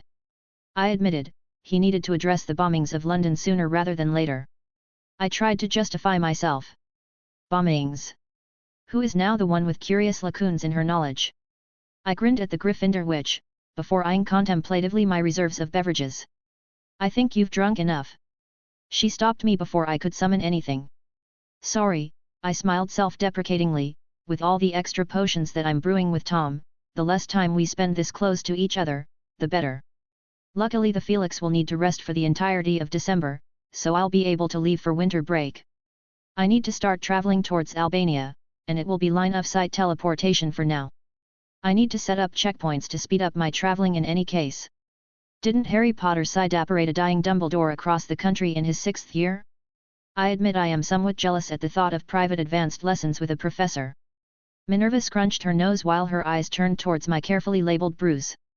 I can only imagine how would it be to do the same with Professor Dumbledore. Well, it's not exactly rainbows and unicorns, you know? We basically run around in order to shorten the time needed to brew stuff that Slughorn then sells to St. Mungo, and many of those brews have to be completed at night under the open sky. I tried to deflect. By the way, how does it go with the animagus thing? I asked, deciding to address the wistful tone in my friend's voice instead of simply ignoring it. Tom and I helped set up the research, but then between my brews, the runda, and whatever Tom does in his free time we kind of left you alone to punch through tome after tome. I'm done with the theory. She admitted with a thin smile, and I'm comfortable enough with animal-to-animal transfiguration that I was going to get started soon with human-to-animal, but I'd prefer to have some solid ability with transfiguration reversal before attempting stuff on myself. That's fucking advanced. I thought with a whistle. As Dumbledore said, reversing a transfiguration wasn't something that your everyday Joe could hope to master. I really have to read through NEWT. Transfiguration theory. That calls for a celebration then. I rose from my seat with little to no wobbling due to the alcohol I had ingested. You're a 15-year-old Scottish witch. I say it's high time that you taste my whiskey-based brews. Chapter 24, Harry Potter, Chapter 24, Moonlit Dinner. Having to pack for my return home for the winter holidays was a novel experience, while taking the Hogwarts Express to start and end the academic year was confusing. Or at least, it left me feeling slightly sacrilegious as I exploited something that I had always associated with the beginning and the end of the actively magic part of my life to fuck off to do my own thing. Not that it stopped me from performing magic during the summer. I amended in my head, recalling not only my ritual, but the countless uses of cleaning charms that allowed me to upkeep both my dying father and the house itself. Once I left the train at London, I moved brusquely among the reuniting families, ignoring the now familiar pooling of bile at the mouth of my stomach when I thought about the reasons why the kind and diminutive wizard that believed himself my father was not here to welcome me back. With my trunk shrunken in one of the large pockets of my cloak, I wasted no time before entering the Muggle section of London, soon ducking into the first small alley I saw. Roaming London in the middle of World War II with my size will only make people wonder why I'm not a soldier. I snorted at the idea of sending my 12-year-old self to fight with rifles, or even adult me once I was of age. By then my fingers would be too large to pull a trigger. I banished those thoughts from my head in order to focus on my target. My house was concealed to the world, but not to me. Blood of the Sun. I shook my head as I pictured the stretch of land that I spent countless hours familiarizing myself with during the past couple of years, and, as I spun on myself, I held my breath and pushed. The world shattered around me with a thunderous crack, and I felt myself being stretched across an impossible distance even as I pushed back with controlled strength against the immense pressure that threatened to snap me out of my apparition, but not strong enough to break the magic myself. Another whipping crack heralded my arrival on what appeared to be an empty stretch of damp grass. Empty, if not for the tall ash tree that I had spent my last month of summer to enchant so that its appearance wouldn't raise suspicion. I spotted the metallic tint of some of the dark green leaves, which revealed my transfigured adaptation of a lightning rod so that it would keep the tree that I paid so dearly for from being struck down by nature. The ash tree was maybe 15 meters tall, and besides its isolated position in an otherwise empty stretch of grassland, there was nothing that gave it away as being something more. Luckily for me, the concept of shadow lent itself extremely well to concealment. In the summer, not only I had used the creation of a shadow to bind the concealing ward, but all of the elements of the ritual were highly resonating with the secrecy I wanted. The wand had been snapped, revealing the core for an instant before covering it once more in a permanent manner, keeping it underground. The sacrifice of my father had been obtained through deceit. And blood was naturally hidden from the world by skin. Not only that, but my nature as half-giant was a secret by itself. Okay, I admit I don't know how my demi-giant status would influence the ritual, but it seems that it simply made the ash tree bigger. 140 kilometers in less than a second. I grinned wildly. Moving towards Albania for the first time would be a pain, forcing me to perform small jumps in order to go in the direction I wanted to. To be truthful, during my precedent life, I had, in fact, visited both Madrid and Rome, but I'd rather not risk splattering myself across the Spanish countryside only to check if images of another world were enough a match to guide me in this one. I simply couldn't be sure that said memories were true enough to work for standard apparition. I ignored the sharp coldness of the English countryside in winter as I brought myself forward, my eyes peeled on the faint shadow that I cast thanks to the small lumos I was keeping up behind my head. After a few steps, my shadow crossed with the one cast by the apparently normal ash tree and it seemed to cause a ripple over the damp grass in front of me. Powering up a little the light that I was using, I fully stepped within the shadow that would be forever cast over my property. At least until the ash tree lives. After a single instant during which everything darkened as if cast in shadow, the world seemed to be perfectly normal. Only that now I was able to see the true shape of the ash tree, its trunk looking like two limbs twisting forever one beside the other, or at least until they branched out into the large canopy of black, shadowy leaves that rustled silently in the wind. I briefly landed my large hand on the bark of the tree, feeling its unnatural warmth and life even as my eyes turned towards the hut that I had still to modify to properly suit my tastes. I still need to test the flue. I reminded myself. It should work. Grimwald 12's flue worked even while it was unplottable, so besides it not being traceable on whatever registry the ministry has, the concealment shouldn't interfere. I entered my cold and empty house without stopping to consider why it was so, and dropped my trunk in the middle of my room, quickly rummaging through it in order to set out what I would need for the next couple of weeks. Lot of road to cover. Let's say I dedicate 10 days to go forward, and I spend 2 days returning, hopping by areas that I'll memorize on the first stretch of my travel. I spoke with clear eagerness in my voice. Moving outside of that house meant stretching my legs for the first time since my appearance in the world of Harry Potter, and I could scarcely contain my enthusiasm. I donned the heavy leather boots that I had purchased during the previous summer along with thick, woolen trousers that brimmed with pockets. Off went the school white shirt and over my undershirt, I let settle a heavy woolen jumper. I then spread the collection of vials that I had prepared in what free time I had in the last months, organizing them in the soft confines of the multiple pockets I had available. A large selection of charms had been used to stitch together the coats once owned by my father, that now seemed a depressing parody of a harlequin's trench coat. A leather satchel went to complete the ensemble, in which I placed a few changes of clothes and the nutritional potions that I had brewed to prepare myself for days on the road. A vial containing the focused sunlight of a summer's afternoon was left hanging by a low leather cord by my neck, and I shivered pleasurably at the warmth. Almost ready. In front of the only mirror of the house, I jabbed at my face with my wand, the prank spell leaving the length of holly without issue and striking me cleanly on the jaw. Immediately, a thick, black, bushy beard sprouted from my once smooth jawline, covering the few young-looking features that my height and build didn't manage to hide. One can never know if Dumbledore is going to do his memory trip lane not only with Riddle, but with me too. The pewter cauldron that rested near my cold fireplace was quickly turned into the size of a thimble and secured in one of my pockets. And I was soon briskly walking outside, eager to taste my newfound freedom in a world that spanned indefinitely in every direction. I could make do with a staff to walk. I snorted as I imagined myself as a random Gandalf across Europe, and when I left the concealed safety of my own house, I pulled a shrunk telescope from one of my pockets, looked for a suitable place, and I operated. Repurposing the telescope that we used for astronomy had been pure, unadulterated genius. Clear sight lenses, which sported a small auto-focusing charm, allowed me to see even in the dim light offered by an overcast sky, and I was thusly able to apparate as far as my eye could see. I kept operating south until I found a stretch of sea. Sadly, having to rely on sight in order to obtain a target for my apparition meant that while on the plains, Earth's curvature stopped me from seeing further than 5 kilometers ahead. I hope I soon spot some mountains, so I can jump over the plains. Chapter 25, Harry Potter, Chapter 25, Moonlit Dinner 2. I kept operating south until I found a stretch of sea. Sadly, having to rely on sight in order to obtain a target for my apparition meant that while on the plains, Earth's curvature stopped me from seeing further than 5 kilometers ahead. I hope I soon spot some mountains, so I can jump over the plains. The plan was to apparate south in short bursts until I reached Bristol's Canal.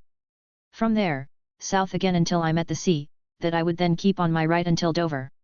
From there, I hoped to be able to apparate directly in France, otherwise, a small boat would need to be temporarily requisitioned. I would set up a small base of sorts on the south of England, and another a few kilometers within French inland. My itinerary was based on my rough geography skills, something that I had to study as a child, but that I guessed wouldn't help me too much right now. It would be easier to simply apparate back to London and then go south from there, but I don't know how the ministry tracking works. I entertained for an instant the idea of infiltrating the ministry and steal myself something interesting instead of simply traveling south, but there would be time for many heists. For the time being, I was ready to travel, and travel I would. Once in France, I would go south-southeast full throttle, hopefully reaching the Mediterranean Sea that I would keep on my right until I reached Italy. Then I would move a bit north, always directed towards east, until I spotted the Alps. I would then travel along their length, because I had no interest whatsoever in sightseeing a fascist Italy, until I spotted the Adriatic Sea. Once there, I would simply travel across current Yugoslavia until I reached Albania. There I would need to look for a forest. In that forest I would need to find a hollow tree, which held Ravenclaw's diadem. Admittedly, the chances of finding the diadem with a single attempt were slim. Yet, it's a fucking long trip. I admitted to myself that it was unlikely that I would be able to do much with less than 10 days before I had to turn back, but at least it would give me the occasion of setting up something to help my summer's travels, and admittedly, staying into a castle for most of my time was making me go a bit stir-crazy. At least from the top of the Mont Blanc, I should able to hop cleanly across Italy. From there the view must be breathtaking. One day I would snoop around the magical district of the cities I crossed, no doubt, but I was somewhat pressed for time. While I had your everyday Joe's historical knowledge, I wasn't aware of the movements of wizard kind across Europe, and being spotted as one Rubeus Hagrid, on my own, camouflaging as an adult, would have raised much more questions that I would be comfortable answering to. I also had to stick to the countryside, moving fast enough so that I wouldn't be gunned down by an eventual sniper. The sights were interesting enough, the first time I saw them. Without music, without company, without even being drunk because I kind of needed to be sober in order to be sure that I wouldn't kill myself by operating inside of a boulder, my travel quickly evolved from an exciting exploration to a bull-headed march across England.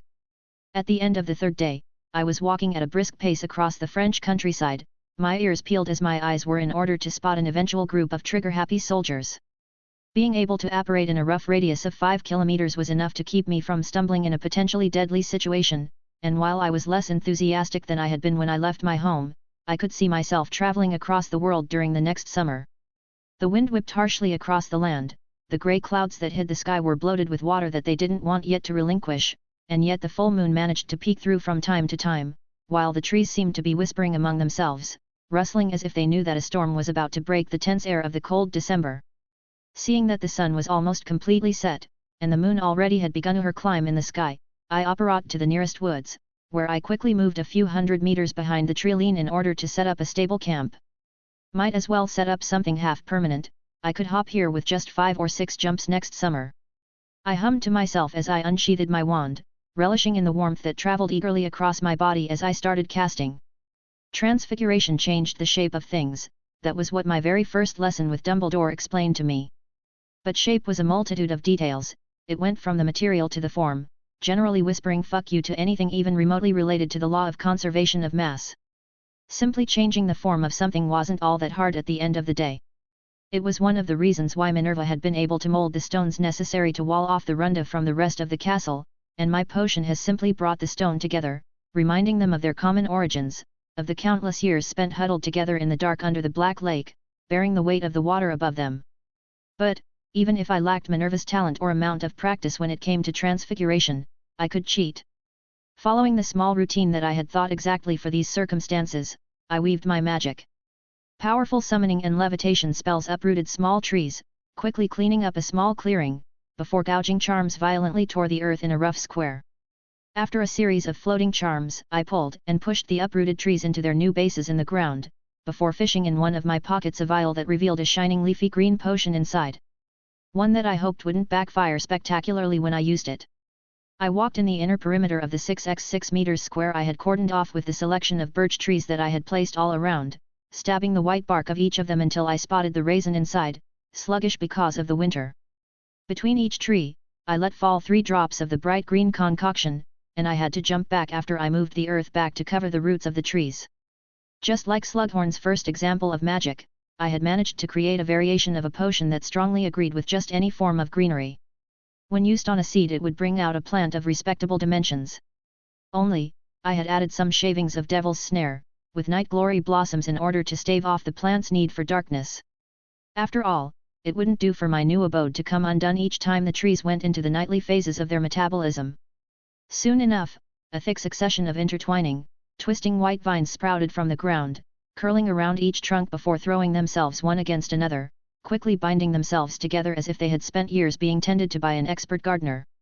The happy-go-lucky vine's activity slowed down and eventually stopped just as it reached the start of the birch tree's canopy, which remained without leaves, stretching itself towards a still heavy clouded sky.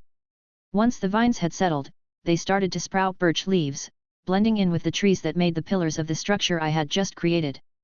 Now, floor, roof and entrance. I remembered myself as I felt the first drops of rain fall over my hooded head, then wards, just to be sure. The magic of my potion had revived the birch trees, that now seemed to stretch hungrily towards the sky, eager to drink in order to get started with their newly improved metabolism. Yet, winters will hold you asleep no more. I pointed my wand at the leafless canopy over my head, and abused yet another charm that had no business whatsoever with working in this situation, Nodo. Using to make knots, the Nodo charm was standardized to work on strings, ropes, and even laces.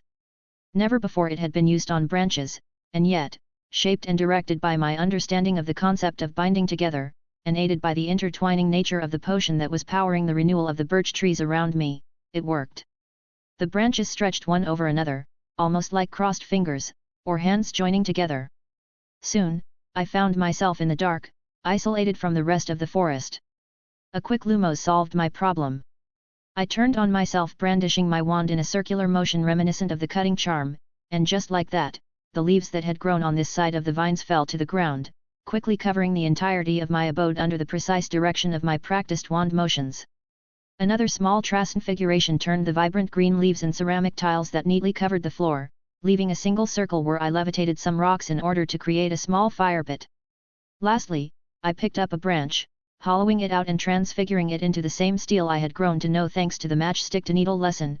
With another levitation and sticking charm, I had a chimney. I finally walked towards a couple of trunks that I had knowingly set a bit further apart from one another. I cut off an opening that led me in the small clearing where my newest abode was, and the last transfiguration of the day provided me with a door. Finally, I stepped outside, taking a critical look at my handiwork, where before there had been yet another stretch of the woods, there was now a small clearing, with boxish hedges of white wood and vibrant green leaves that clearly defined my base. From the green canopy that had no business being so lively in winter, a steely chimney poked out, a faint trail of smoke quickly disappearing in the cold air. Now, to the concealment charms. I muttered to myself while I walked a large circle at the edge of the clearing. Aside from a few specific charms that were still beyond my reach, mostly because I hadn't practiced them enough, I had a singularly good understanding of the idea of concealment, thanks to the metamorphosis ritual that I had performed in the summer. And said understanding came to me swiftly when I pulled on it, using the local nature of the birch trees to blur the difference between my creation and the rest of the woods. It wasn't something targeted to either muggles or wizards, and there weren't words to reinforce the symbolism. It wasn't something that I had read around, but very much like I had shaped the flames in the fireplace during my first year, my understanding and practice was enough to allow me to conceal the abode. I could have attempted the more standard fientuduri, but from my reading, I had come to understand that a shield would work better when blatant, and it would conflict, if only marginally, with the purpose of the concealment ward. My ward wasn't about withstanding an attack, wasn't about defiance and impossible resistance, it was more oblique. The two were similar in the sense that both were targeted towards outsiders, but where the shield spells were almost a banner that openly held back the enemy, my concealment ward simply slid away from the attention of any that came close. There wasn't a shield in my wards because there was nothing to protect. While I knew that something existed, just beyond the shadows and under the green leaves, it was something unimportant, something that didn't need defense, and something that didn't deserve anyone's attention. Once I was done, I used the sequence of painfully tedious charms to set up a small bathroom inside of the shack, made use of it, and set myself to sleep on a hammock that stretched just aside from the fire pit. Thanks for listening.